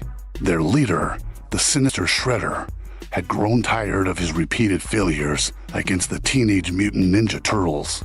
In his lair, surrounded by shadows, Shredder studied an ancient map recently acquired by his loyal follower, Baxter Stockman. Master Shredder, Baxter said, pointing to an obscure part of the map. This indicates a hidden realm called the Kingdom of Caring. If the legends are true, it is inhabited by magical beings known as the Care Bears. Their powers could be harnessed to finally defeat the Turtles. Shredder's eyes gleamed with malevolent delight. Prepare the portal, Baxter. We shall invade this kingdom and bend its inhabitants to our will. Using a combination of technology and dark magic, Shredder and his forces breached the veil between worlds and arrived in the Kingdom of Caring. The vibrant, colorful landscape of Carolot was a stark contrast to the grim sewers Shredder called home. Towering clouds formed a soft, fluffy ground, and the air was filled with the scent of candy and flowers. The Care Bears, always watchful, immediately sensed the disturbance. Tenderheart Bear, the leader, gathered the other Care Bears. Something dark has entered our world, he warned. We must protect Carolot and the Forest of Feelings. As Shredder and his Foot Clan marched towards the heart of Carolot, they were met by the Care Bears, who formed a united front. You don't belong here, Shredder. Brave Heart Lion roared, standing defiantly with his fellow Care Bears and cousins. Shredder laughed, unsheathing his blades. Out of my way, you fuzzy nuisances. I have no time for your sentimental nonsense. The Care Bears summoned their powers, creating a dazzling display of heart-shaped beams and rainbow-colored energy. However, Shredder's technology and dark magic allowed him to withstand their initial assault. The Care Bears, though powerful, were not accustomed to such a relentless foe. Realizing brute force alone wouldn't subdue the Care Bears, Shredder ordered Baxter Stockman to deploy a specialized device. The device emitted a dark, pulsating energy that disrupted the Care Bears' abilities, weakening their magic. With their powers diminished, Several Care Bears were captured and imprisoned in dark energy cells. Tenderheart Bear, the Wiccan, managed to evade capture and retreated to devise a plan to save his friends. Desperate for help, Tenderheart Bear used the last of his strength to send a message to the human world. His plea for assistance reached the Teenage Mutant Ninja Turtles. Leonardo, always alert, intercepted the signal. "Guys, it looked like Shredder's causing trouble in another dimension," Leonardo said, gathering his brothers. Donatello quickly analyzed the message. "It's from a place called Carolot. We need to get there fast." Using a dimensional portal Donatello had been developing, the Turtles made their way to the Kingdom of Caring. The Turtles arrived in Carolot, shocked by the stark contrast to their usual surroundings. Guided by Tenderheart Bear, they devised a plan to rescue the captured Care Bears and stop Shredder. Under the cover of night, the Turtles and Tenderheart infiltrated Shredder's camp. Using their ninja skills, they disabled the dark energy devices and freed the imprisoned Care Bears. As their powers returned, the Care Bears joined forces with the Turtles for a final showdown against Shredder. The battle raged across Carolot, with Shredder and his Foot Clan facing the combined might of the Care Bears and the Teenage Mutant Ninja Turtles. Shredder, realizing he was outmatched, tried to escape through the portal. "Not so fast, Shredder," Leonardo shouted, blocking his path. With a coordinated attack, the Turtles and the Care Bears unleashed their combined powers. Shredder, overwhelmed by the Care Bears' magic and the Turtles' skill, was finally defeated. The portal was closed, trapping him and his minions back in their own world. With Shredder defeated and the threat to Carolot neutralized, the Care Bears and the Teenage Mutant Ninja Turtles celebrated their victory. Bonds of friendship were formed between the two groups, each learning from the other. Tenderheart Bear thanked the Turtles. "You've shown us the power of teamwork and bravery. We are forever grateful." Leonardo nodded. "And you've taught us the importance of caring and unity. We'll always be ready to help if you need us again." Back in the sewers of New York, the Turtles continued their vigilant watch over their city, knowing that new challenges would always arise. In Carolot, the Care Bears remained ever watchful, ready to defend their world from any threat. The story of Shredder's invasion became a legend in both worlds, a testament to the power of friendship, bravery, and the enduring spirit of heroism. If you are enjoying these episodes, make sure to hit that like button, subscribe for more epic crossovers, and let me know of your own what-if ideas in the comments. And now on with the next episode.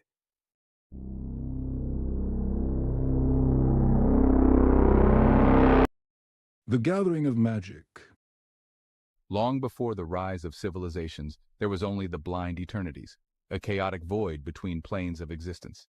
From this primordial chaos, the planes of the multiverse were born, each a distinct world with its own rules, landscapes, and inhabitants. Magic was woven into the very fabric of these planes, and over time, sentient beings began to harness this power.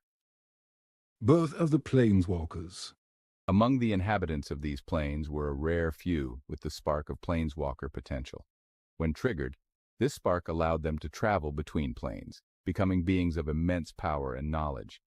The earliest planeswalkers, like the legendary Urza and his brother Mishra, discovered this ability and used it to explore the multiverse, seeking knowledge, power, and, at times, conquest. Urza was a genius artificer who sought to understand the mysteries of the multiverse. His brother, Mishra, driven by ambition and jealousy, became his greatest rival. Their conflict, known as the Brothers' War, led to the creation of powerful artifacts and ultimately a cataclysmic event that nearly destroyed their home plane of Dominaria. Shattering of the Multiverse. The Brothers' War ended in devastation, and the very fabric of the multiverse was shaken. The battle unleashed the power of the Golgothian Silex, a powerful artifact, creating ripples across planes and leaving Dominaria in ruins. This event marked the beginning of the Phyrexian invasion, as the biomechanical horrors of Phyrexia saw an opportunity to conquer and corrupt other planes. As the Phyrexians spread their influence, other planeswalkers rose to defend the multiverse.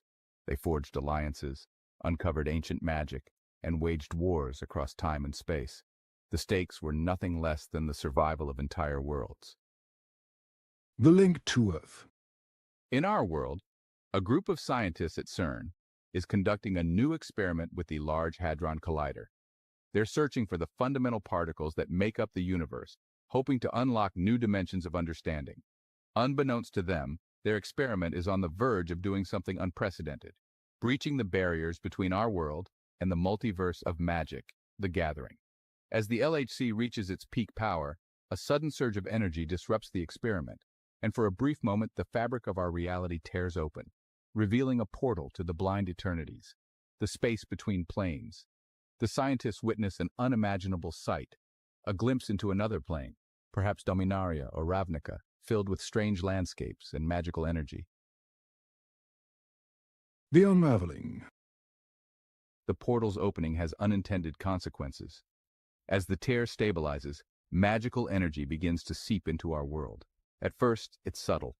Strange weather patterns, unusual occurrences, and an inexplicable rise in people experiencing vivid otherworldly dreams.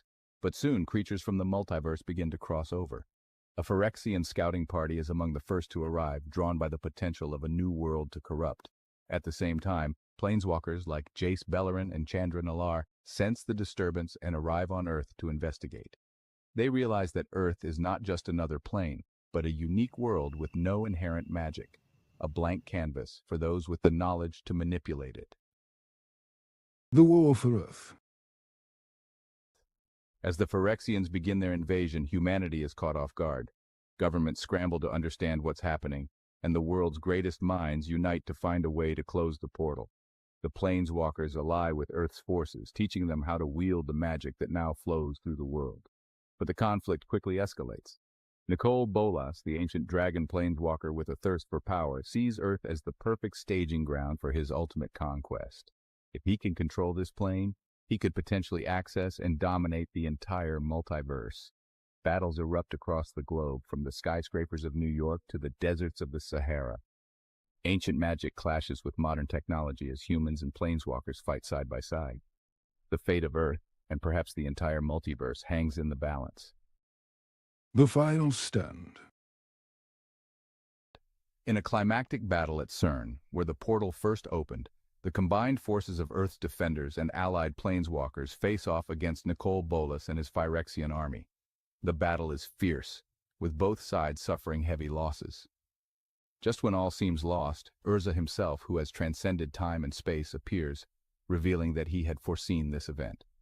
Urza, along with the greatest minds of Earth and the mightiest planeswalkers, devises a plan to close the portal and sever the connection between the multiverse and Earth. They create a new artifact, a fusion of Earth's technology and ancient magic, designed to seal the rift forever. In a final desperate push, the artifact is activated. The portal begins to close, drawing Nicole Bolas and the Phyrexians back into the multiverse. But the cost is great. Some planeswalkers, including Urza, sacrifice themselves to ensure the rift is sealed. The aftermath. With the portal closed, Earth is saved, but it is forever changed. Magic lingers in the world, and humanity is now aware that they are not alone in the cosmos. Some begin to study magic, hoping to unlock its secrets, while others fear what might come next. The surviving planeswalkers depart, knowing that Earth's story is now intertwined with the multiverse. As they leave, they warn Earth's leaders, the multiverse is vast, and other threats may one day find their way here. In the end, Earth stands on the brink of a new era, one where science and magic coexist, and where the next great adventure is just a spell away. If you are enjoying these episodes, make sure to hit that like button, subscribe for more epic crossovers, and let me know of your own what-if ideas in the comments. And now on with the next episode.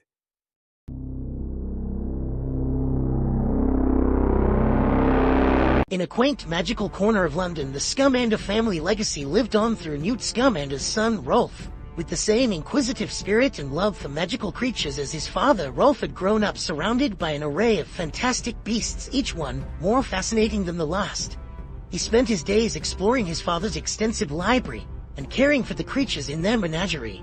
But it wasn't long before Rolf's thirst for adventure led him beyond the confines of his home. One day, a letter arrived by Owl, sealed with the crest of the Ministry of Magic.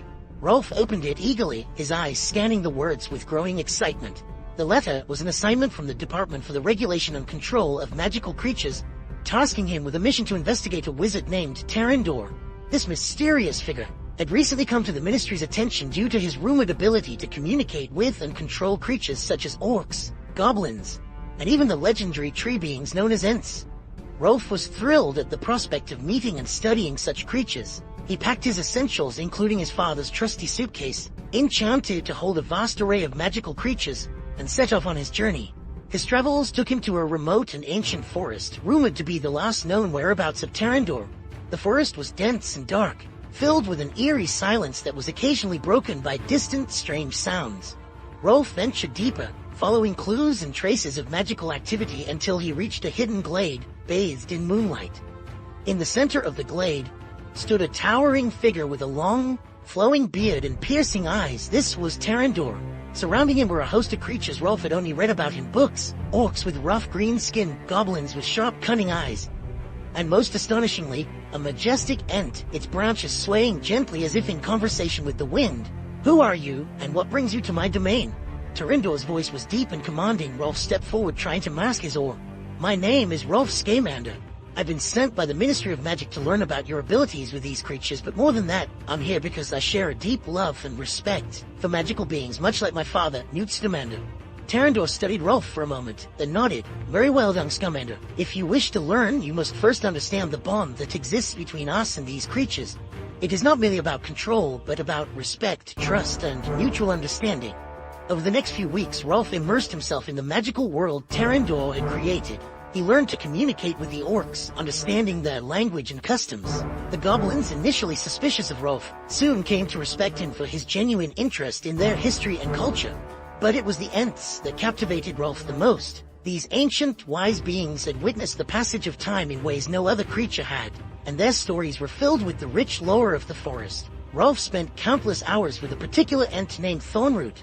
The Ent's deep, resonant voice told tales of the forest's past, of battles fought and alliances forged. Rolf listened intently, absorbing the knowledge and forming a bond with Thornroot that was both profound and enduring. As the days turned into weeks, Rolf's presence in the glade became a natural part of the creatures' daily lives. He assisted Terrandor in caring for the creatures, learning to blend his father's teachings with the new knowledge he gained from Terrandor. It was a harmonious exchange of wisdom and experience, one that enriched Rolf's understanding of magical creatures beyond anything he had imagined. One evening, as the sun set and the glade was bathed in a golden glow, Terrandor approached Rolf with a solemn expression. "You have learned much, young Scamander, but there is one final lesson you must understand. The bond we share with these creatures is fragile. It requires constant care and respect. Promise me you will carry this wisdom with you, wherever your path may lead." Rolf nodded, his heart filled with gratitude. "I promise, Terrandor. I will honor this bond and protect these creatures as if they were my own family." With a sense of fulfillment and a heart brimming with new knowledge, Rolf bid farewell to Terrandor and the creatures of the glade. He returned to the Ministry with a detailed report of his findings, but more importantly, he returned with a deeper understanding of the magical world and the bonds that unite all living beings. Rolf's journey had not only been a mission of discovery, but also one of personal growth. It forged new friendships, gained invaluable insights, and discovered a greater purpose in life. As he continued his father's legacy, Rolf knew that the lessons he had learned from Terrandor would guide him in his future endeavors, ensuring that the magic of creatures would always be cherished and protected. If you are enjoying these episodes, make sure to hit that like button, subscribe for more epic crossovers, and let me know of your own what-if ideas in the comments. And now on with the next episode. Chapter 1. The Hogwarts Express clattered through the twilight, its lanterns casting a warm flicker against the windows. 11-year-old Harry Potter sat alone, his reflection staring back. Messy black hair, green eyes, and the lightning scar etched on his forehead. He traced it with a finger, the wizarding world still a jumble of wonder and questions. Hagrid's tales, of magic, of Voldemort, swirled in his mind. A world where he might belong. The compartment door slid open with a rasp. A blond boy stepped in, sharp eyes glinting, flanked by two hulking figures like shadows. "So it's true," the boy said, smirking. "Harry Potter's come to Hogwarts." His voice dripped with certainty, not awe. Harry straightened, Hagrid's warning about Slytherin flashing. Not a house for the likes of you, but something in the boy's gaze held him. Confidence. Purpose. "I'm Draco Malfoy," the boy said, extending a pale hand. "You'll learn some wizarding families are better than others, Potter. I can help you pick the right ones." The two behind him, Crabbe and Goyle, he'd later learn, loomed silent, loyal. Harry hesitated. At Privet Drive, he'd been nothing. Cupboard-bound, invisible. Here was a hand offering more. He met Draco's eyes, then gripped it firm. "Good," Draco said, smirk widening. "Smart choice." The train rattled on, but Harry's world had tilted. In the great hall, candlelight danced under an enchanted ceiling of stars. The sorting hat settled on Harry's head, its voice a rasp in his skull. Tricky one. Courage, yes, but ambition too. A hunger to prove yourself. Gryffindor could fit, but, oh, a spark for power, a mind asking why. Slytherin, perhaps? Harry's breath caught. Not Slytherin, he almost thought, Hagrid's words loud. But why not? What if they were wrong? Hagrid, the Dursleys, all of them? What if this was his place? Slytherin, he whispered. The hat chuckled. Bold, Potter. Very well. Slytherin. The green table erupted, Draco clapping loudest. Harry slid in beside him, catching Ron Weasley's stunned glare and Hermione Granger's wary frown across the hall. For once, he didn't feel small. He felt seen. The Slytherin common room stretched beneath the black lake, green torchlight rippling on stone walls.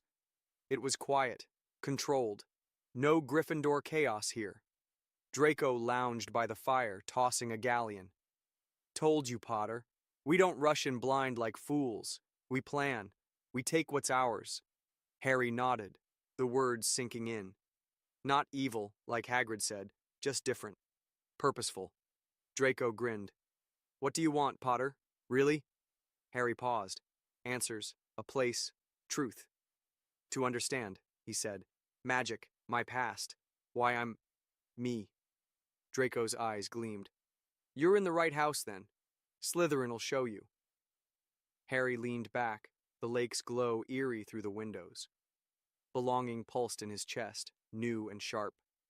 That night, in Diagon Alley's bustle days before, Lucius Malfoy had slipped a slim black book into Harry's cauldron. T.M. Riddle glinted on its cover, a gift unasked for.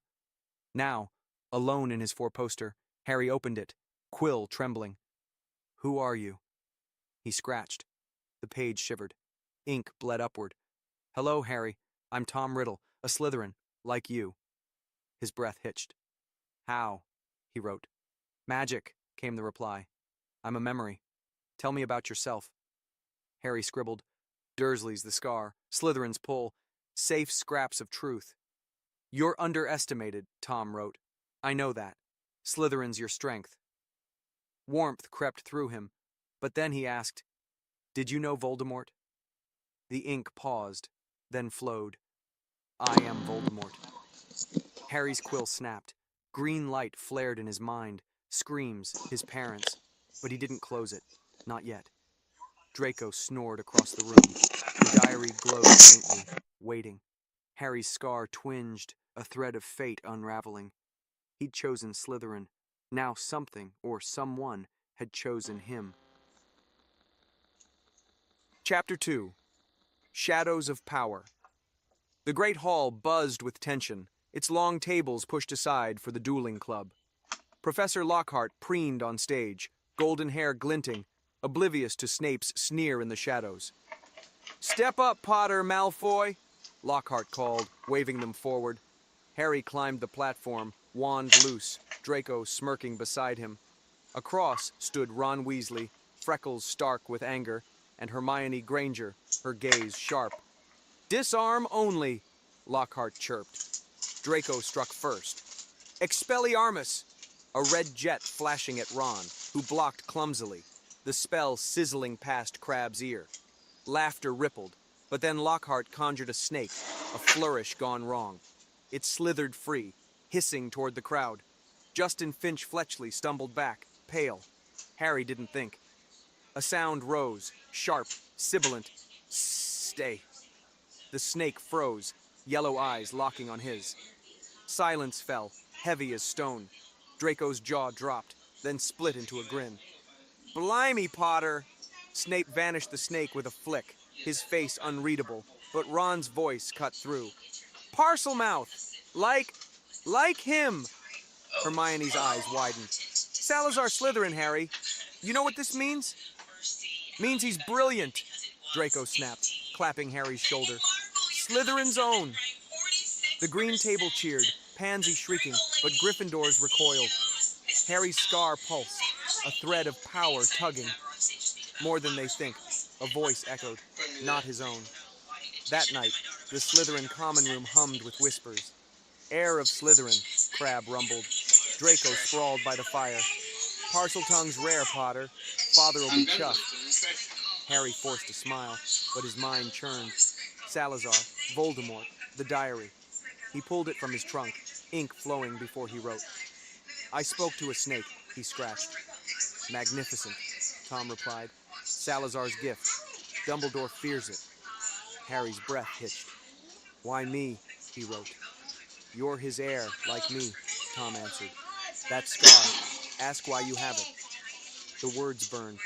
Voldemort had killed his parents, yet this felt right. "What do I do?" he scribbled. "Find the chamber," Tom glowed. "I'll show you." Under a borrowed invisibility cloak, Harry slipped through Hogwarts' dark corridors, Draco trailing. "This better be good," Draco muttered.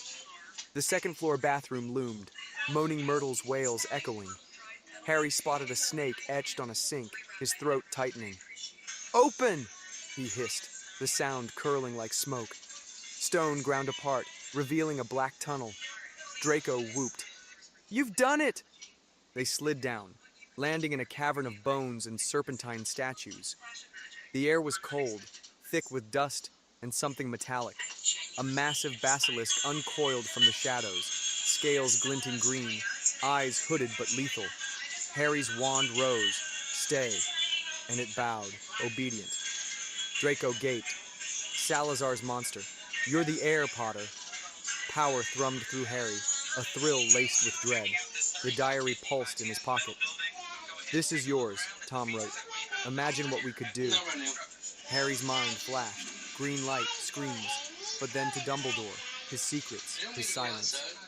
The basilisk's gaze promised answers. Draco grinned, wild. "We rule now." Harry nodded, the chamber's shadows swallowing his doubts. Something dark had awakened, and he welcomed it. Chapter 3. Seeds of Rebellion. The Chamber of Secrets loomed, its damp air thick with the basilisk's musk. Harry stood before the serpent, its scales glinting, Draco pacing behind. The diary glowed on a slab, Tom's words fresh. "Find the chamber."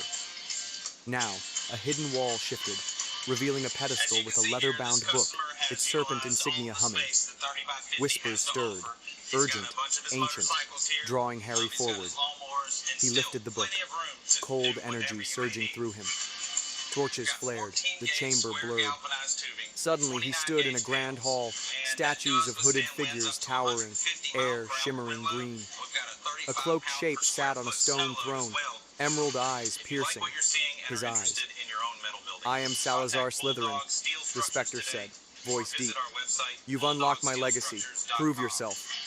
Stone statues lunged, fists crashing. Harry dodged, wand flashing. "Protego!" A shield sparking under the blow. Outthink them, he realized, spotting glowing runes at their bases. "Defindo!" he shouted, cracking one's runes. It slowed. "Expulso!" Shattered another, dust flying. Sweat stung his eyes as he blasted the last. Reducto! And it crumbled. Silence fell. Salazar rose. You think like a Slytherin, but knowledge is a burden. Swear to wield it. Harry's jaw clenched. Answers lay beyond this. I swear, he said, palm on the book. Green light flared, a serpent mark searing his hand. Power flooded him, clear, vast. Rise, air, Salazar intoned, and the vision faded. Back in the chamber, the basilisk watched, Draco grinning. What happened? Harry flexed his marked hand. Salazar, I'm worthy. The diary pulsed. Magnificent, Tom wrote. Now ask, why you? Harry scribbled, why me? Ink bled fast. A prophecy. The one with the power to vanquish the Dark Lord. Born as the 7th month dies. You, Harry. Dumbledore knew. Hid it. Harry's breath stopped. July 31st. His birthday. His scar flared. Years of muggle misery crashing in. Petunia's sneers. Vernon's belt. Dumbledore had known he was tied to Voldemort and left him there? Why didn't he tell me? He wrote. To control you, Tom replied. He feared you'd surpass him. Your parents died for his war. He caged you. The room spun. Lily's scream echoed, but Dumbledore's silence cut deeper. Harry slammed the diary shut, chest heaving. Draco stirred. You all right? Harry nodded, tight. Thinking. Draco grinned. About that snake? You're king now? Harry forced a laugh, but rage simmered. A king or a pawn? Next day, in the Great Hall, Dumbledore's twinkling eyes met his over breakfast. A mask, Harry saw now. He stormed to potions, cornering Snape. A prophecy, did you know? Snape's eyes narrowed, a flicker buried deep. Bold, Potter. What whispers have you heard? Harry pressed. Me and him. Snape's lip curled. Knowledge is a blade. Wield it, or it cuts. He swept off, leaving Harry seething. That night, by the lake, diary open, Harry wrote. He lied. Tom's ink glowed. Take it back. The basilisk's yours. Use it. Harry's scar burned. Not pain, but fire. His parents' killer offered truth. His savior, lies. He hissed into the wind. I'll show you. The mark on his hand pulsing. Rebellion took root. Dark and sure. Chapter 4. The First Strikes. The Slytherin dorm was a cocoon of shadows. The diary's glow a beacon on Harry's bed. Tom's command burned in his mind. Strike. Prove your power. His scar throbbed, a rhythm of dread and thrill.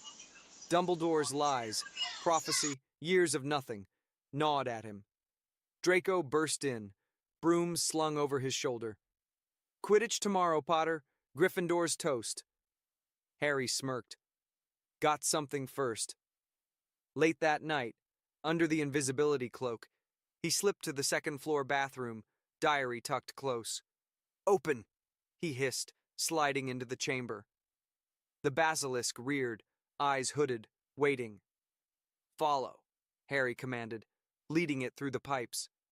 Near the great hall, footsteps echoed. Colin Creevey, camera swinging, humming off key. Harry froze. Harmless, a pest. But Tom's voice hissed, weakness invites ruin.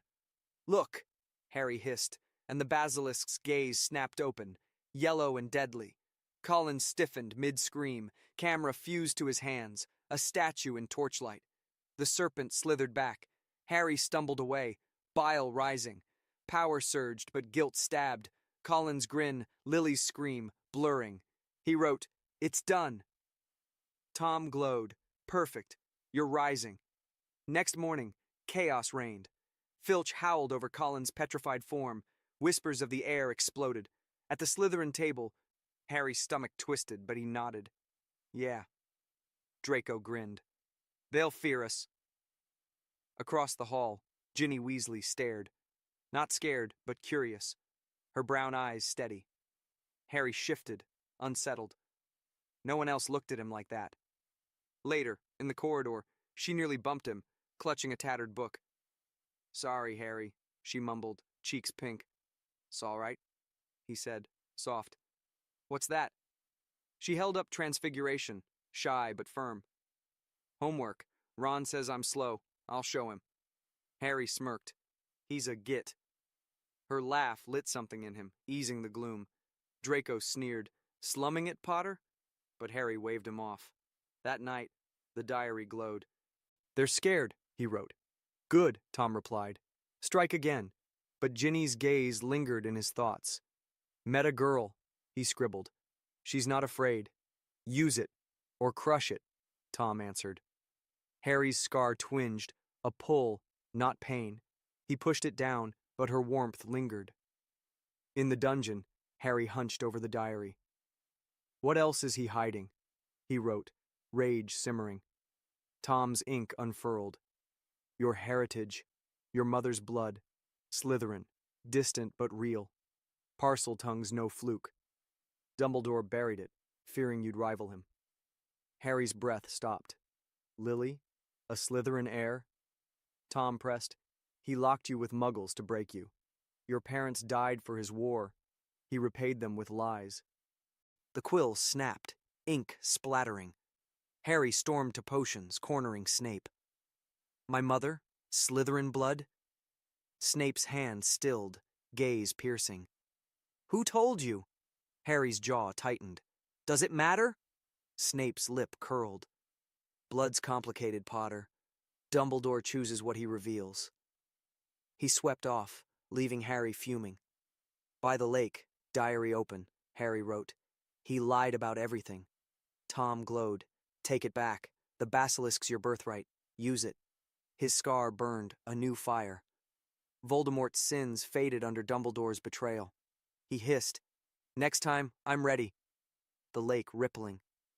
Ginny's laugh echoed, but the basilisk's hiss drowned it. Power called louder. Chapter 5. The Basilisk's War.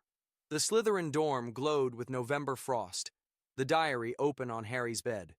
Tom's words seared. No more doubts. You're mine. Take what's yours.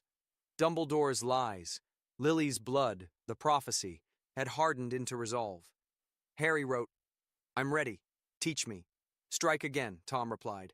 Then learn spells Dumbledore fears. His scarf flared. Fuel now, not pain. Draco burst in, grinning. Brooding, Potter? What's next? Harry met his eyes. Everything. I'm done holding back. Draco's grin widened. Always.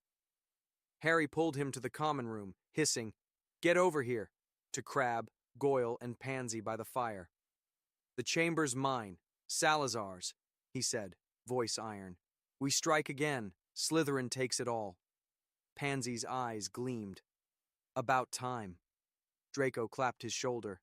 Let's rule. By the Quidditch pitch, snow dusting the ground, Harry spotted Ginny Weasley trudging closer, her red hair aflame. Harry! She called, sharp. He froze. I know it's you. Call in the chamber. Ron says you're a monster. True? Her eyes searched his, unflinching. Crush it, Tom hissed, but Harry faltered. What if it is? She stepped closer. They want me to stop you, Ron, Hermione. I can't. You're different. They're wrong, Harry said low. Dumbledore lied. My family, my life. I'm taking it back. Ginny nodded, slow. Ron lies too, thinks I'm weak. I'm not. Her hand brushed his, warm. I like you, Harry. His wand dropped. He pulled her close, lips crashing, sharp, desperate. She kissed back, fierce, the basilisk's hiss fading under her fire. Draco shouted, Potter! Finch Fletchley's at the library. Harry pulled back. Come tonight, see me. She nodded. All right. Under the invisibility cloak, Harry led Ginny and Draco to the chamber, hissing the sink open. The basilisk reared. Ginny gasped. It's mine, Harry said. I'm fixing what they broke. Her hand tightened in his. Incredible, she whispered, awe trumping fear. Strike! Harry hissed, sending the serpent through the pipes. Justin Finch Fletchley petrified in the library's shadow. Ginny didn't flinch, her choice made. In the great hall at dinner, the floor shattered. The basilisk burst forth, its roar drowning screams. Harry strode in, wand raised, Draco and Ginny flanking him, Slytherins cheering. "This is ours!" he shouted. "Join or fall!" Dumbledore rose, staff glowing, but Harry hissed, "Strike!" forcing him back. Pansy hexed a Gryffindor. Crabbe toppled benches.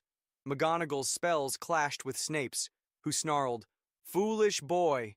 yet shielded Harry from a stray curse. Hogwarts split. Slytherin chanted. The rest resisted. Ginny fired a hex, grinning dark. "For you," she said, and Harry's chest flared. Love, power, won. Hermione darted in, rooster crowing. Its shrill note weakened the basilisk, thrashing. "Now!" she yelled, but Ginny's Expelliarmus knocked it free. Ron roared, "Ginny!" she snapped. "Not your war!" Harry laughed cold. "Too late, Dumbledore!" The hall erupted. War had begun. Chapter 6. A Dark Lord Rises. The great hall was a wreckage of stone and storm. The basilisk coiled, scales blood-streaked.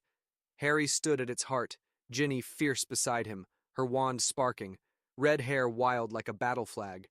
Draco rallied Slytherins, Pansy hexing foes, Crabbe smashing benches, but Ginny's fire matched Harry's own. Tom's shade loomed, solid, red eyes blazing. "Break them," it hissed. Harry's scar burned. War's fuel.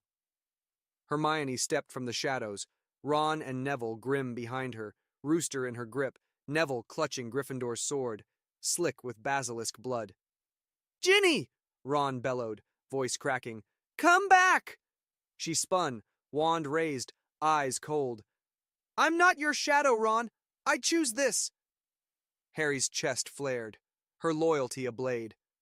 Hermione loosed the rooster. Its crow slashed the air, the basilisk thrashing, weakened. Neville swung a mirror, reflecting its gaze. It roared, faltering. Harry hissed, "Fight!" But Ginny acted first. "Expelliarmus!" knocking the rooster from Hermione's hands. It skittered silent. "No, you don't!" Ginny snapped, fierce. Ron lunged. "Stupefy!" And she countered. "Protego!" shielding Harry, then fired. "Impedimenta!" Slowing Ron mid-step, Hermione shouted, "The diary!" A basilisk fang gleaming. Harry laughed, dark. "Crucio!" And Ron crumpled, screaming, wand lost. Ginny's breath hitched, but she gripped Harry's arm. "He's wrong about you," she said, low, fierce. Tom urged, "End them," but Ginny hissed, "We end this our way." Her resolve steeled him. Dumbledore staggered in, staff aglow, McGonagall beside him. "Harry, stop!" he pleaded. Ginny stepped forward, wand blazing. "You caged him, lied about his blood." Harry nodded, the basilisk charging at her command. "Strike!" forcing them back. Snape deflected a curse, snarling, "Reckless!" But Ginny shot him a look. "Watch us!" Neville slashed the basilisk's neck. It shrieked, crashing down, shaking the hall. Hermione dove. "For Hogwarts!" Fang piercing the diary. Ink bled. Tom's shade clawed air, screaming, "No!" as it dissolved. Harry roared, scar searing, but Ginny's hand steadied him. "He's gone," she said, voice iron. "We're enough." Snape grabbed Hermione. "You don't know his power," Ginny cut in. "Avada Kedavra!" Green light struck. Snape fell, lifeless. Ron gasped. Hermione faltered, but Ginny's face was stone. "No more threats!" Hagrid stormed in, desperate. "Airy, Ginny, this ain't ye!" Ginny's wand flicked. "Stay down!" An invisible force slamming him back. He rose. "I won't," she whispered. "I'm sorry." And green light flashed. Hagrid dropped, still. Ron choked. "Ginny!" "Why?" She turned, eyes blazing. "You never saw me. Just the baby sister. Harry does." Harry met her gaze, her fire his crown. Dumbledore's staff wavered. "You're lost," he murmured.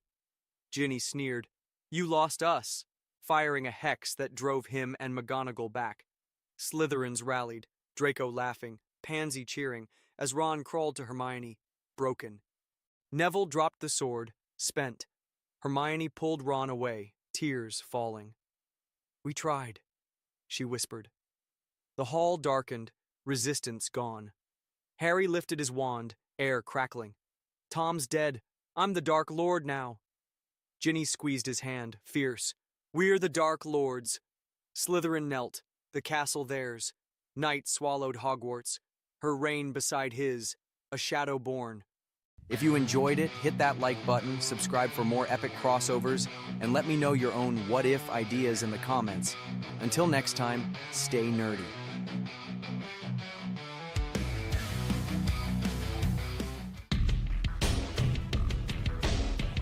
The origins of the offenders.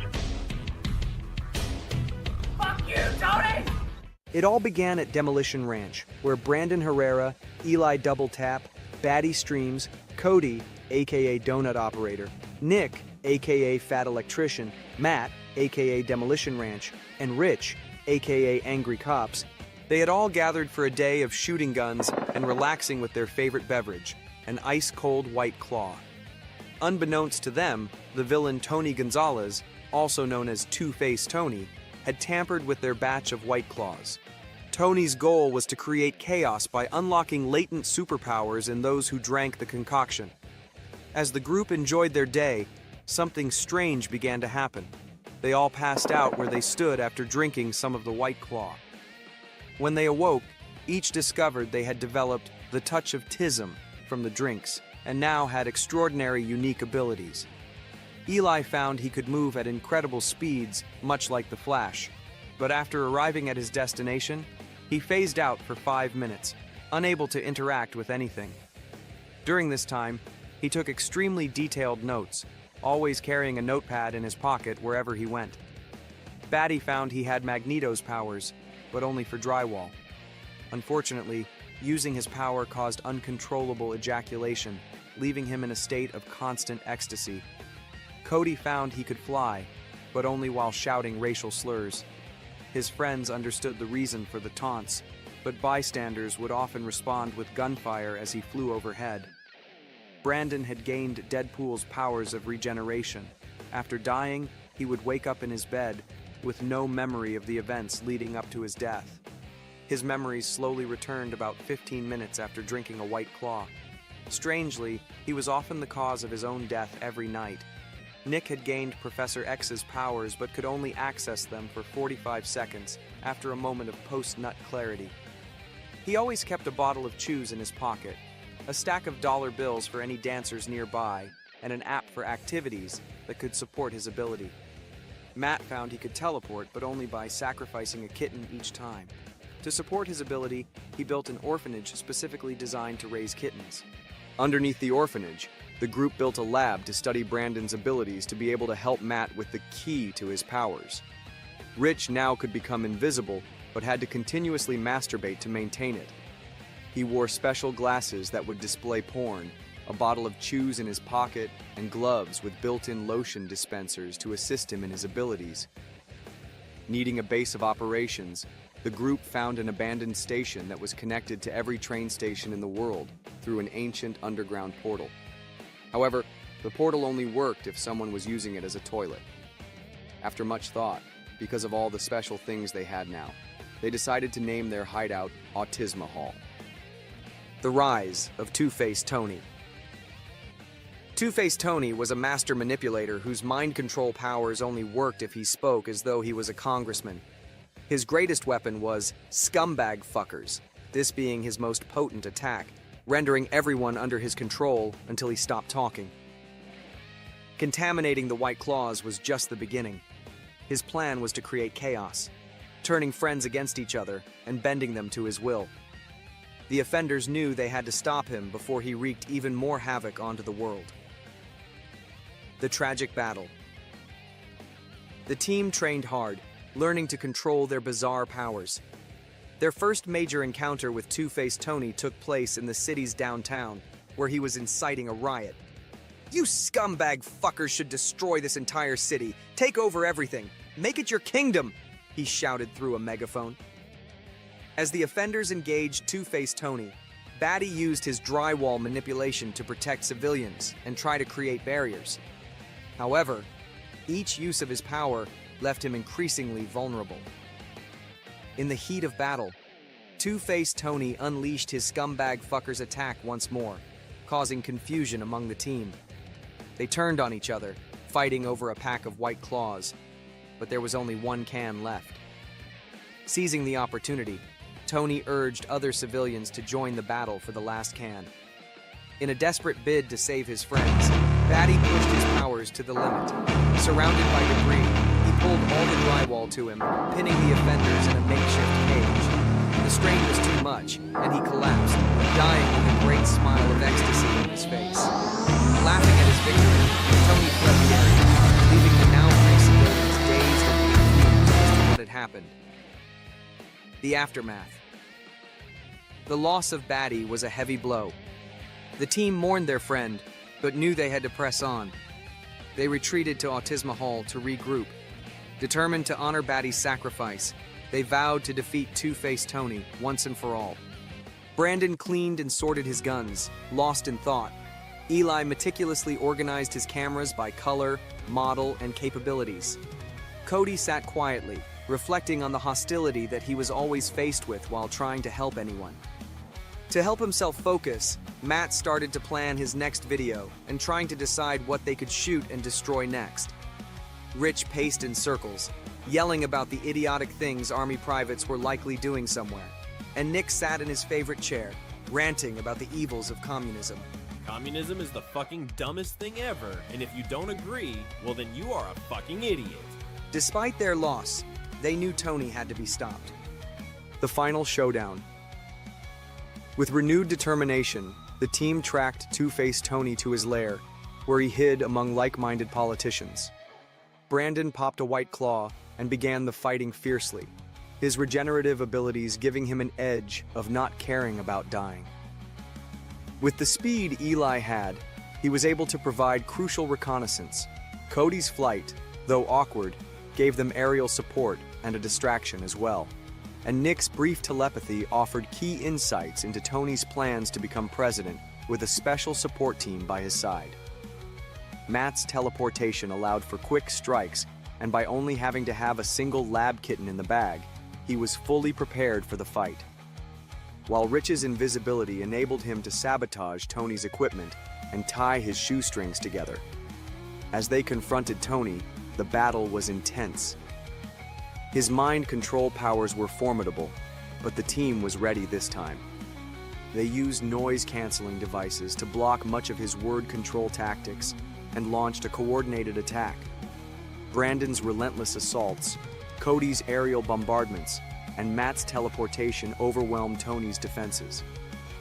Eli located traps that were set by Two-Faced Tony, while Rich set his own traps for Tony. But in the end, it was Nick who delivered the final blow. After his last chew and 30 seconds on the app, he got his brief telepathic window to exploit Tony's deepest fear. He made Tony believe he was alone in an empty stadium, about to give a presidential concession speech with only his two-member Democrat support team, beside him, waiting to give him his consolation prize for losing. This decisive strike broke Tony's mental stability and sent him fleeing in fear of what prize he would get. A new era.